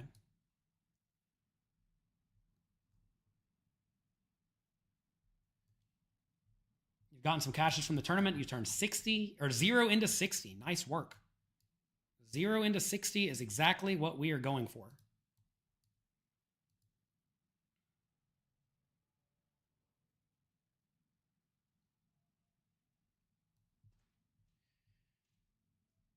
Should you use GTO charts when you're playing? No, you should not. You should not use GTO charts when you're playing.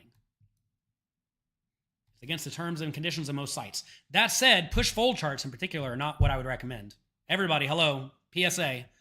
If you are using push or fold charts where your only options are all in or fold, you are probably making substantial errors. Please reference peakgto.com because when you're shallow stacked, your options are not all in or fold. Your options are all in or fold or limp or min raise or maybe even something different. Check raise this and get snapped. Ugh. So we had a lot of backdoor draws. I think when we fail to get the backdoor draws, we can get out of the way. Right?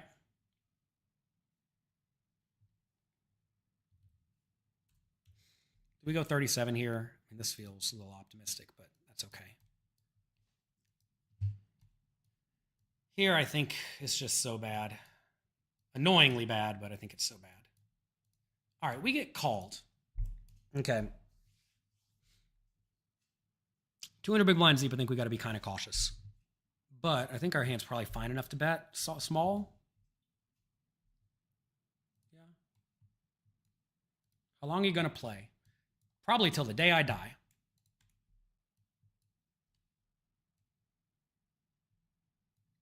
It's not possible to rely on math and be guaranteed to win.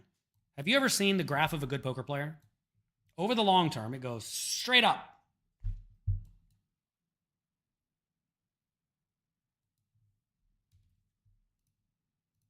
We'll check this and call riverbet. It's gonna be crappy if he jams me. He checks. Can I jam him? Can I jam him? Is that too greedy? I mean, the options are like 50. Is this a 60 big blind hand, or is this an all-in hand? God. I'm going to shove, but we could just be shoving into aces or ace queen. Snap called. Guess we lose. Oh, come on. Come on. That's fine. Such is life. Especially with queen of clubs, you're really not worried about that. It's a nice check by the opponent because it gets value from a queen, right? Every time. Well, maybe it doesn't because let's think about that. Is that a good check? Because they really want me to bluff, right? I almost didn't value bet this. So given I'm almost not value betting it, maybe, I don't know. It depends on how often I'm going to bluff with nothing. I'm really not going to bluff with nothing here a lot because I do think they have a lot of good like pairs and queens here. But with a queen blocker, I think it's fine. Fine, whatever. Stacked myself on that one.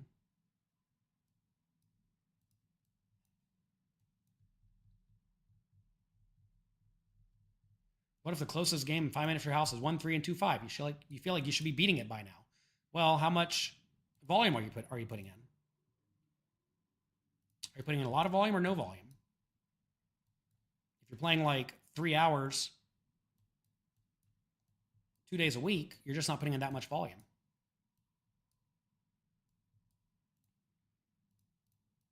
All right, we got a draw here. We will check raise if possible.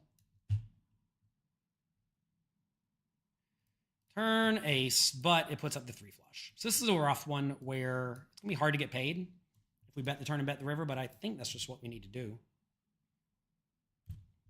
No one's really going to fold an ace, right? Here we got 2 pair, but it's not a good one.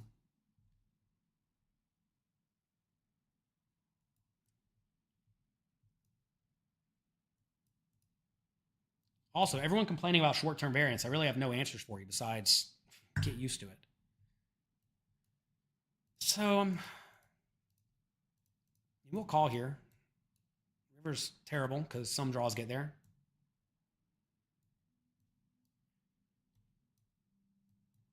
All right. Good thing, again, recognizing on the flop, we don't have the nuts. We don't have the nuts. Only 2 pair. Only 2 pair today. I've been 2 pair and full house and top pair king, not winning with him today. All right, down 17 big blinds, certainly not ideal. 91 players remain.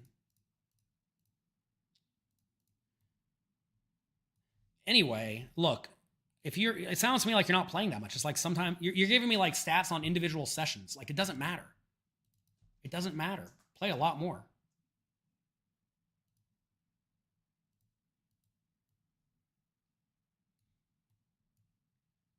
Maybe we're supposed to check this back. 8's obviously rough for me, but I think it's okay to bet in general. Can we min raise this one? 2 shorties we can call, which is fine. We got to be careful here with this ace king.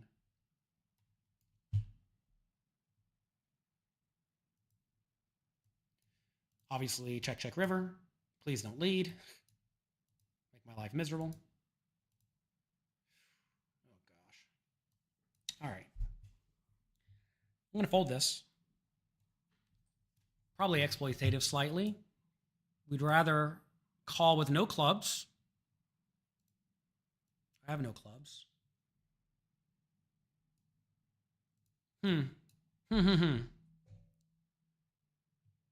I wish I'd been paying attention better to how free jump's playing, because if free jump's been like splashing a lot, I should be pretty quick to call here. But I think I'm going to fold, because like an ace is not going to bluff, right? So it's either some weird 10 or something turned into a bluff. Busted flush draw turned into bluff kind of quick. Just a queen. I'm going to fold. Fine. Finally get me to fold one time.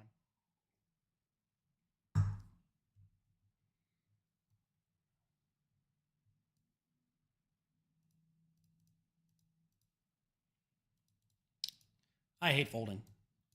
I think that's fine, though.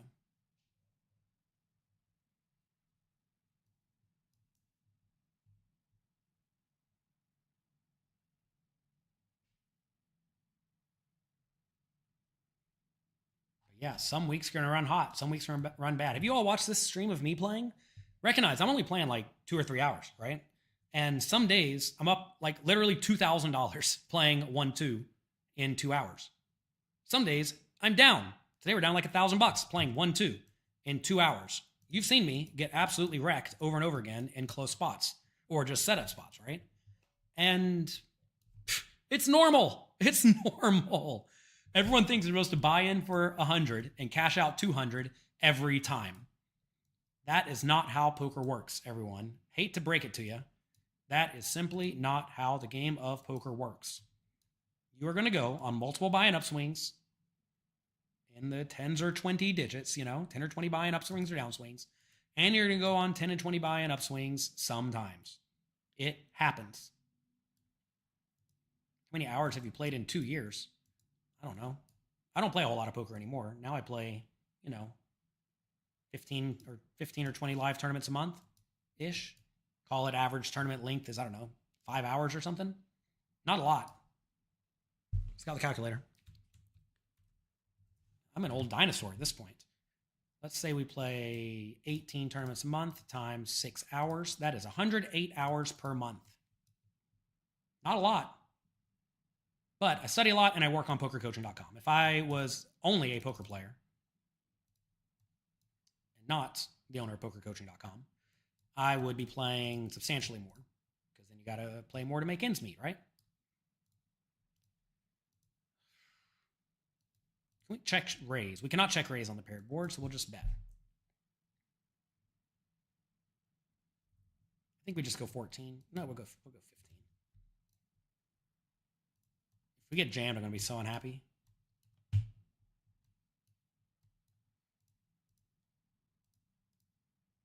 Happy is a funny word. I really don't care if I win or lose. Unhappy as in I'm not going to like my situation. How about that? I'm always happy. Guess we can just 3-bet this one.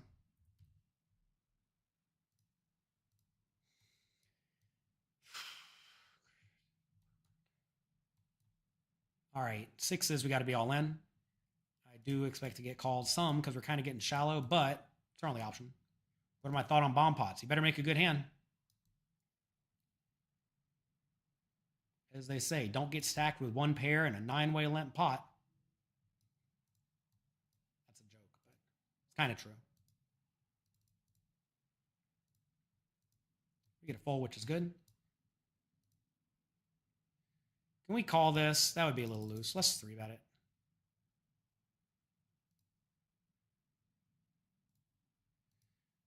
Rough spot to get raised.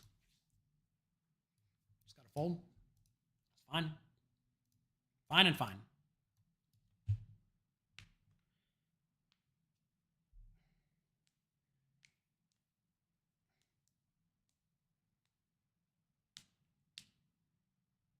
So you're playing online 1-3, making $190 per hour. What does that even mean? What does that even mean? I've not put in a substantial sample in these games. I'm going to fold this. Wish we were deeper. We could consider bluffing it. No, I think I'm probably making 7 big blinds per 100-ish. So if we play 50 hands, let's go calculator again. Let's say these are pretty fast games. Say we were playing 50 hands per table, and I'm playing a whopping 4. What am I doing? 50 hands. So that's 200 hands per hour. So 200. So 2. My brain is so fried right now. Times 18. I think I'm probably going to make about $36 an hour for tabling online in roughly these games. Maybe $20 because the stakes are a little smaller. $20 an hour. It's probably about right. Maybe I'm smashing them. I don't know. But again, that's over a very long period. Like I said, sometimes I'm going to run like God and win a ton. Sometimes I run like crap and lose a ton. Today's been a run like crap day. If you've been watching, go back and watch it. We have been set up to tears over and over and over. Other days, though, I'm going to set them up to tears. And hopefully when I set them up to tears, I'm going to win way more than they win against me.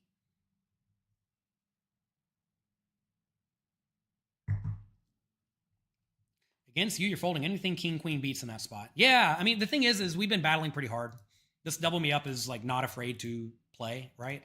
If the opponent was weak and tight and straightforward, then sure, I'm all for not value betting that. And like I said, I thought it was close, right? And this is where you have to ask, am I trying to play good, strong GTO poker or not? And maybe exploitatively, or maybe even in GTO, it's not quite good enough. I mean, I talked about this at the top of the show. I struggle, and everyone struggles, with finding the correct amount of money to actually put in the pot with strong but non-premium hands. Like, how good is that hand there? Is it excellent, or is it just okay? And it's close. I can guarantee it's like right on the cusp. Like, I think ace queen's probably just a shove every time. Whereas the king queen is probably close. As I've been more battly and aggressive in general, I'm going to be more inclined to make the shove. And I've been quite battly and aggressive, and everybody's seeing the cards. They've seen me run 20 bluffs so far, and they've all gotten through, so they're going to start calling me some. So I'm okay with that spot. Weird overbet. Of course, can't fold. Do I ever lead small? I'm probably supposed to.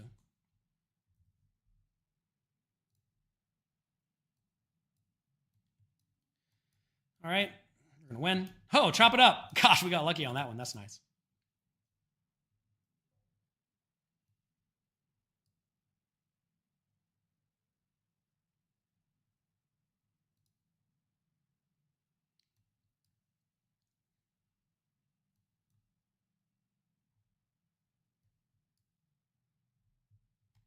You've never been comfortable using cryptocurrency. Oh, you better get used to it.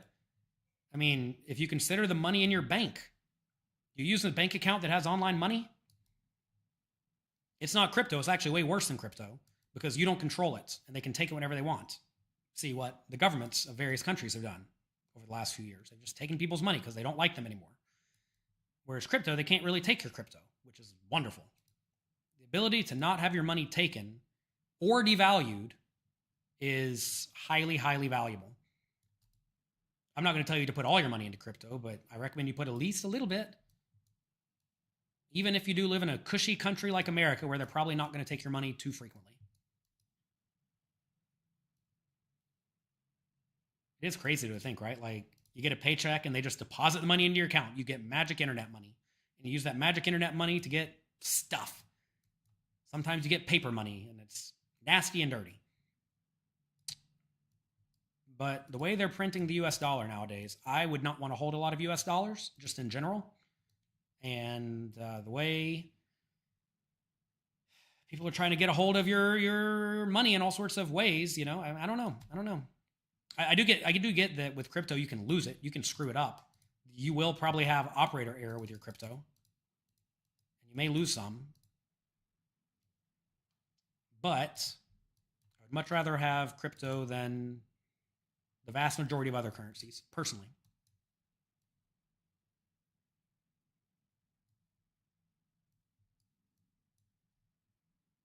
You mean I'm not supposed to win every time? LOL. Yeah, exactly. Got Ascension over here crushing us today. Absolutely slaughtering me with the minimum 3 bets.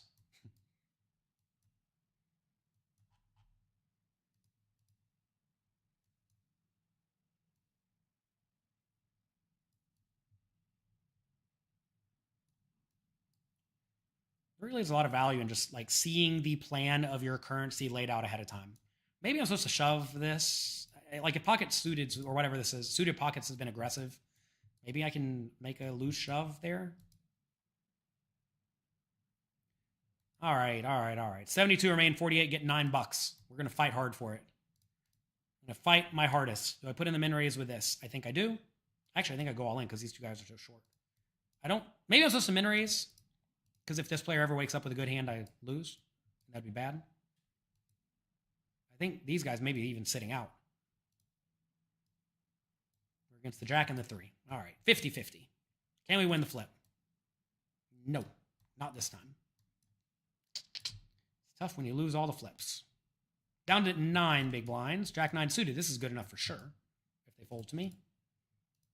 If ace king, we get 3 bet. Do we call or 4 bet? Let's just 4 bet. Feels like a 4 betting day. Made it. We'll go 28.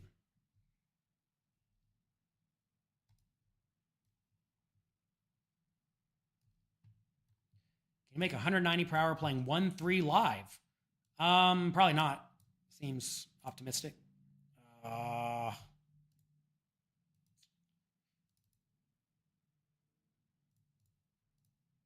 flop.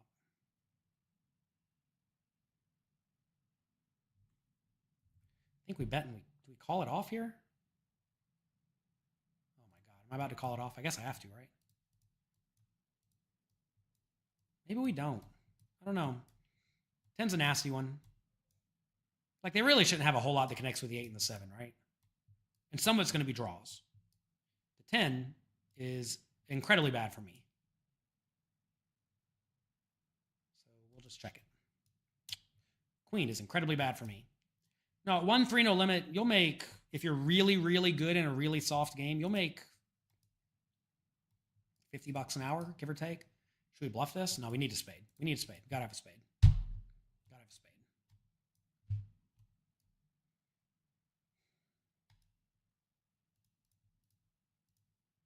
The day of reckoning. When they beat me out of $1,100. At 1-2 and 50-cent dollar. And $1 free buy.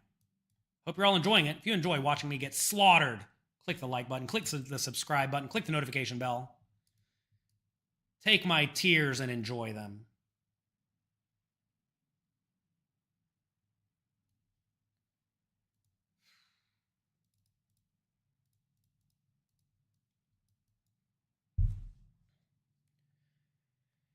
We'll fold against under the gun raise, even with the ante. 69, huh? We can call a one big blind raise.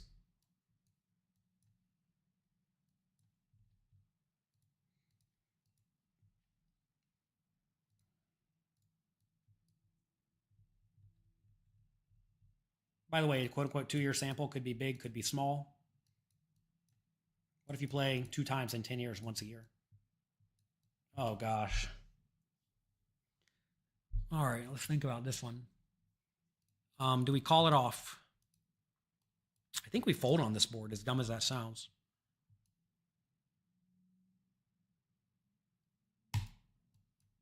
With no backdoor flush draw, I think bottom pair crap kicker folds at that. Do we want to 4-bet this? No. Man, ace-2 offsuit.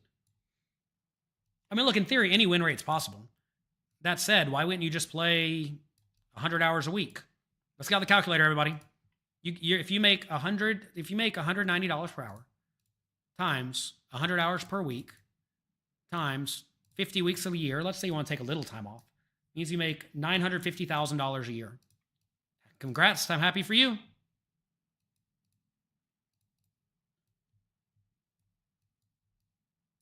$950K a year is pretty good. I mean, I might even sit there and do it for $950K a year.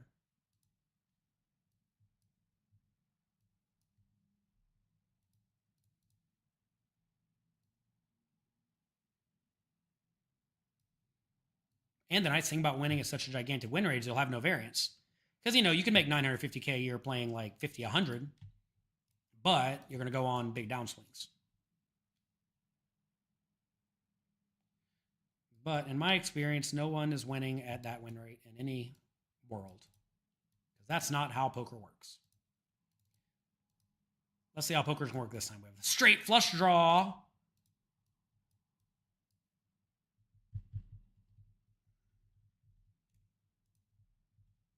Got a pair. Can we keep betting? Probably. We probably want to keep betting. Do we want to keep betting this without a flush draw?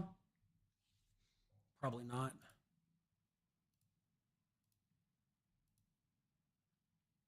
Hey, they changed me tables and they didn't put me in the big blind. That's good. It's like a free hand.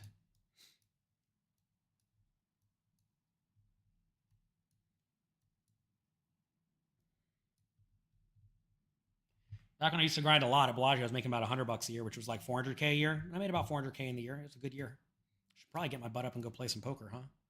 Anytime you need money, find a game you can make $100 an hour at and sit your butt in the chair and don't leave. $400K a year is good money. I mean, I know $1 million ain't what it used to be, but $400K a year with almost no variance. Hey, especially at 1-3. Even if you're running hot and you're making only half that amount, that is a good amount.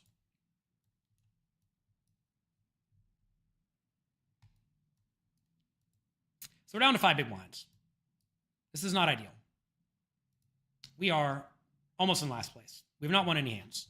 We've lost a few flips recently, and we've had bad cards. But we're not dead yet. We will not just close the window and leave. We will try our best to get a cash. Because, in this tournament, where it's a $1 buy-in and minimum cash is 9 buy-ins, because we add $1,000 to the prize pool, you should try to get that min cash.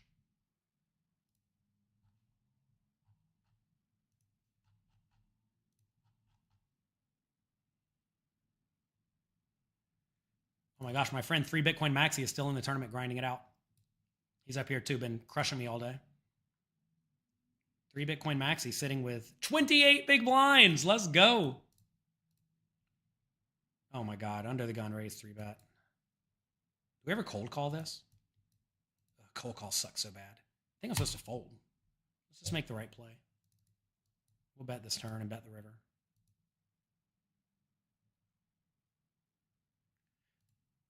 Under the gun raise and any tight position 3-bet equals fold with the jacks.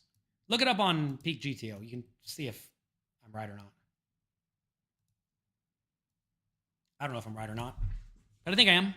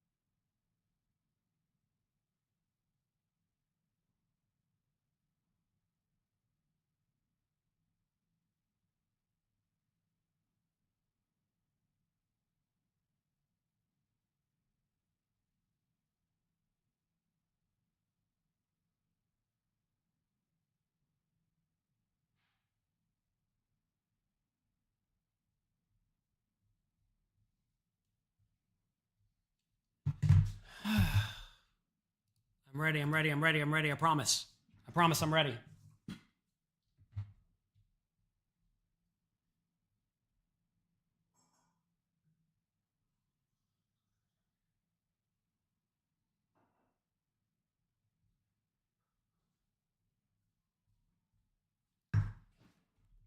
You know, back whenever I used to play a lot of sit and goes, I was making a really good hourly rate, like $300 an hour. And I didn't realize how good I had it. I thought the game would last forever. So I only played about 60 hours a week. And looking back, that might be my biggest regret in poker, was not recognizing how great of a spot I actually had right in front of me. And if you ever find a spot where you can make like really good money, call it anything more than $100 an hour for most people in most scenarios, like that's a great job. Especially if you can grind it hard, right? The thing is that most jobs, like real jobs, only let you work 40 hours a week. But with poker, there's a fly in here. But with poker, you can literally play a ton, right? And if you ever find a spot that good, my recommendation would be to just grind it as hard as you can, at least for a few years, to get a hold of like $1 million or something. Because then, you know, you have a lot of options open. You can buy a house, you can invest in the future, have a few $100K left over, and then figure it out from there. Because a lot of really, really, really good spots like that don't come up very often. When the iron is hot, you got to strike. And luckily with poker, you can kind of see those spots pretty clearly, right? Whereas with things like investing or any type of investing job, it's not so clear. It might just be like a split second opportunity. But like I messed up with sit and goes back in the day because I grinded it hard, but not hard like I should have. And when I did have the good, you know, $100 an hour spot at Bellagio, I grinded it pretty hard. I grinded it literally 80 hours a week. And I think I did a pretty good job with that before the game started getting slightly tougher. We can bet or check. I'm going to bet 4. Ace high may call. God, we get raised. So annoying. It's a good spot to raise with like jacks. You got to be careful raising jacks. I'm just going to call. Maybe we just lose every time. Oh, flush. Great.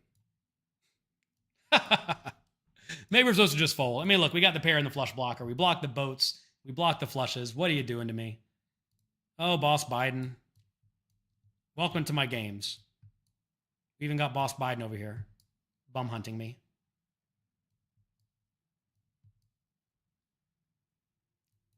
Would you say 1,000 hours is a decent sample for live poker?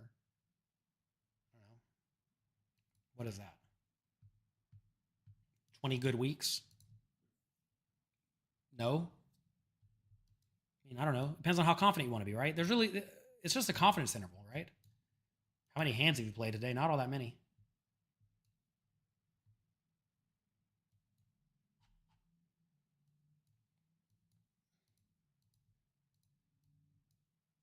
But no, look, I mean, people have stats. I mean, a lot of people thought that winning $120 an hour at 510 wasn't possible, but I did it with a ton of hours over the course of about a year, and I was happy with it.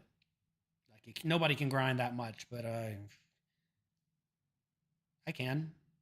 A lot of other people can too if they want it. The thing is that a lot of people get distracted very easily. I was coaching somebody recently who said he could put in 100-hour weeks, and he ended up putting in about 30-hour weeks, and stuff. It is what it is. A lot of people are talk. They say they can do something. They say they want to do something very clearly, and then they just don't. Instead, they take it easy. They want to relax. They get a hold of 100K, and they think, oh, I'm rich now. And that's that. They get complacent. It's very, very easy to get complacent. Here's a spot where you may be tempted to lead, but it would not be a good lead because when he bets small, he's betting everything on the flop. So he has a lot of 10x in his range on the flop to bet the flop small, which is a cool thing because now he can bet the turn polarized, which is neat. I can check or bet the reverse, like whatever.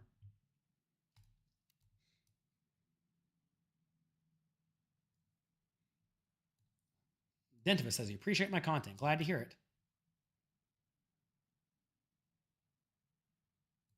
Do you think you can make 100K in a year? What do you mean 100K in a year? It's just a math problem, everybody. It's all a math problem. Easy call with top pair. Ever going to fold. Interesting bluff with the ace-7. I guess you need to. So I know Boss Biden's a good player, right? And so anytime I see a very good player make a bluff with like ace high, I'm always trying to pay attention to these spots because ace high very often does not want to bluff. But when like all the draws get there, you need to work hard to find bluffs. And 8-7 is a pretty good one.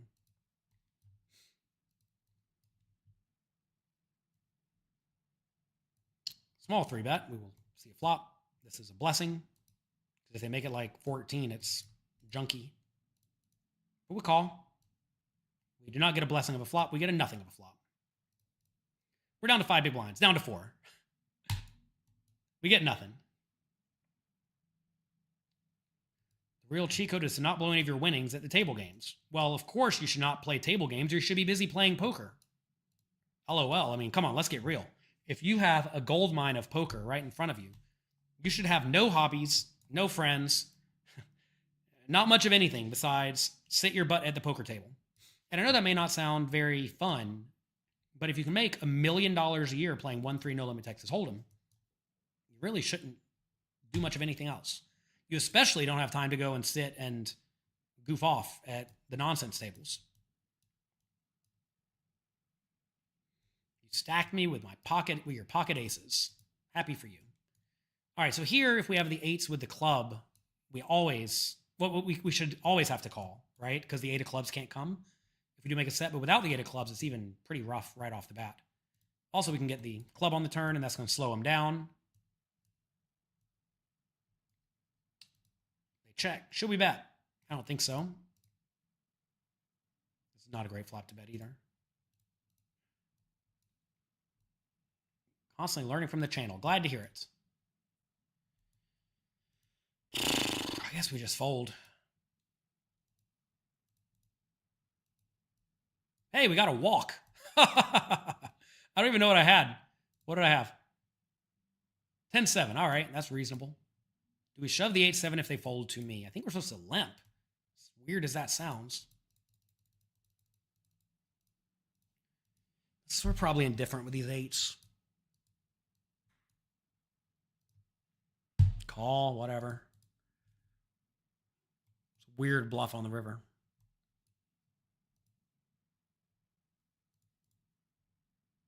Is that a bluff? Is it a thin value bet? That's weird. Weird play.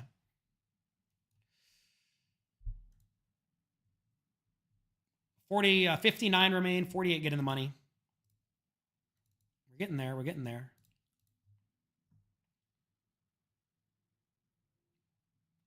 Oh, 3-bet coin maxi. We're about to bring in the overbet on you, sir. Anytime there's 2 flush draws, 2 straight draws, lots of draws, this is a great spot to overbet. Knock his socks off. 3 Bitcoin maxi, still grinding the tournament over here. 37 big blinds, absolutely crushing it.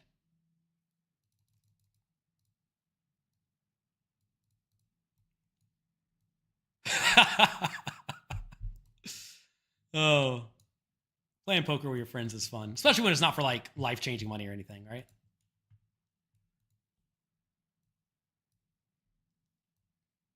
I don't like playing poker with friends for life-changing amounts of money. I think it's mean. Is it mean? I don't think it's mean. It's just rough. Whereas when you beat your friend out of $100, it's like, okay, you know. You don't want to beat your friend out of 10K. Especially when they only have like 10K to their name. I beat a few friends out of their last 10K a time or two, and it doesn't feel good. I don't like it. I don't like it. Maybe I'm too nice. I think friendship trumps money every day. And I don't like beating my friends out of their last bit. Feels very bad. But if they have 100K and you beat them out of 100 something, then, you know, sure, sign me up. I beat them out of 100 all day. Me and 3 Maxi Bitcoin played a pickleball match the other day. He's very good at pickleball. He spotted me about 18 points. And I got to serve first. And I beat him. But before he spotted me like 6 and 8 and 4, and he trounced me. So we ended up even. high stakes pickleball. And you know what? He got cocky. He was like serving under his leg and not even looking at the ball and using the side of the paddle, not the face of the paddle.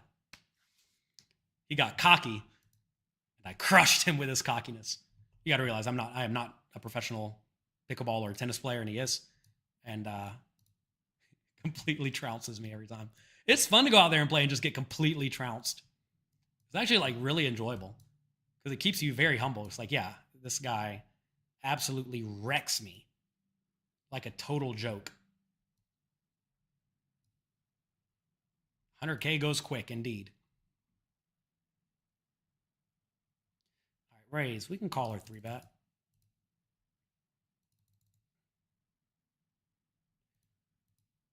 Oh, let's just call. But yeah, if you're playing poker, I mean, I'll talk to you about vices you can have playing live poker. You can play pit games on the way out of the casino, win or lose. A lot of people, they win their $180 an hour. Then they go and they see the pit on the way out and they think, oh, I'm up 1,000. Let's bet 1,000 on roulette. Win or lose. I'm going to leave. They play one spin, blah, blah, blah. They lose a few $100 on the way out. Or they bet sports. They're sitting there watching the, I'm going to try to stack him. I know this is not like the bet big to stack him hand. I'm going to try to stack him though. We're greedy. A lot of people think, oh, I'm going to bet $1,000 on the game because I'm going to win $1,000. And the house takes their 50 or $100, 50 or 100, 50 or 100, 50 or 100, over and over and over and over, just coming right out of your pocket. Over and over again. Every time you make a bet at those crap tables, sport book tables, whatever, if you're not the super most sharpest player in the world, you are going to lose all of your money, or at least a large chunk of it. And on top of that, your distraction is going to be gone. I mean, your focus is going to be gone. And that is going to result in you getting crushed. It's hard to get called here, but I don't care. King's not going to fold. There's only one, I know. There's only one king, and it's me. Ha, ha, ha. Ha, ha, ha. Opponent folds. Good fold. Good fold. Are we in the money yet? 55 remain. 48 get in the money. We're struggling here. We're struggling. We got our 3 big blinds. Oh, King Jack. Let's bubble. Boom. Skill game.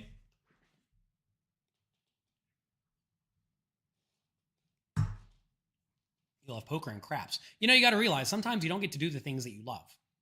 I love playing Magic the Gathering. I haven't played Magic the Gathering in 9 years. Doesn't work out in life. Craps, similar thing. I don't really love craps, but don't matter.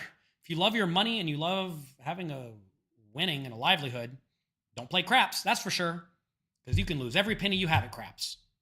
The last thing you want is to lose every penny you have at craps. There are a few poker players you can talk to about this. I'm sure ChatGPT can tell you a few.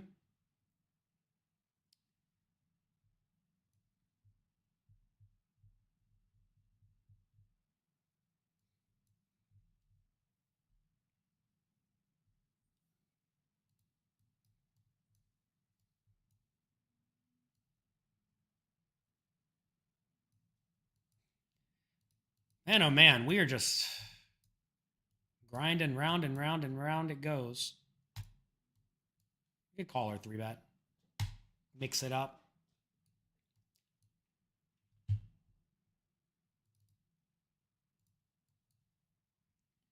All right, do we call min-raise? Near the bubble with the junk, the total junker, queen 4. 55 remain, 48 get paid. 9 buy-ins. I think we're supposed to fold with that humongous payout implication, right? If I'm taking this seriously, I think we're supposed to fold. We're probably supposed to like tank and fold every hand too. We're not going to do that. No stalling. No thank you. Did I call the turn here? Pause. Did I call the turn? I didn't mean to call the turn if I called the turn. I should have folded.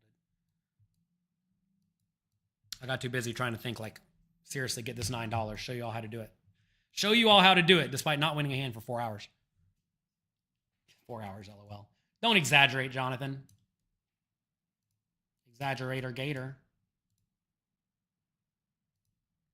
We'll be all in with this one if they let me have the chance. If he min raises, do I call? Probably. Ugh. Maybe not. Maybe I'm supposed to just fold.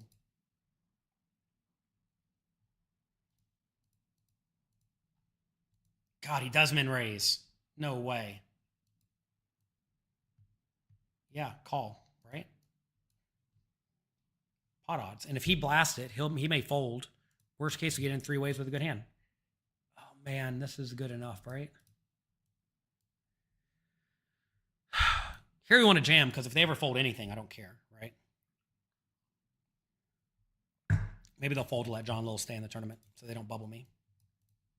Like if he has queen jack, he might fold. Fours.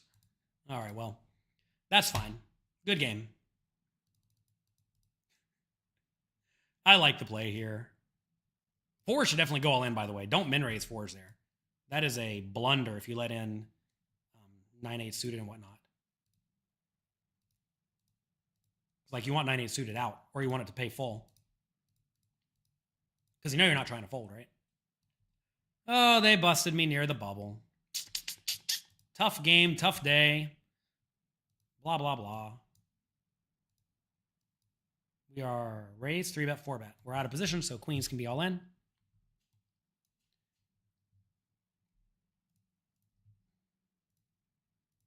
Snap called. Might as well stack me one more time on the way out. For funsies. We might get one of them. Don't you think? No? That's fine. Some days you're the fish and some days you're the sharky. Today we were the fish. We were set up to tears. They got to drink them most of the time. And I'm happy for all of my opponents. Luckily, I did not lose so much that I had to reload.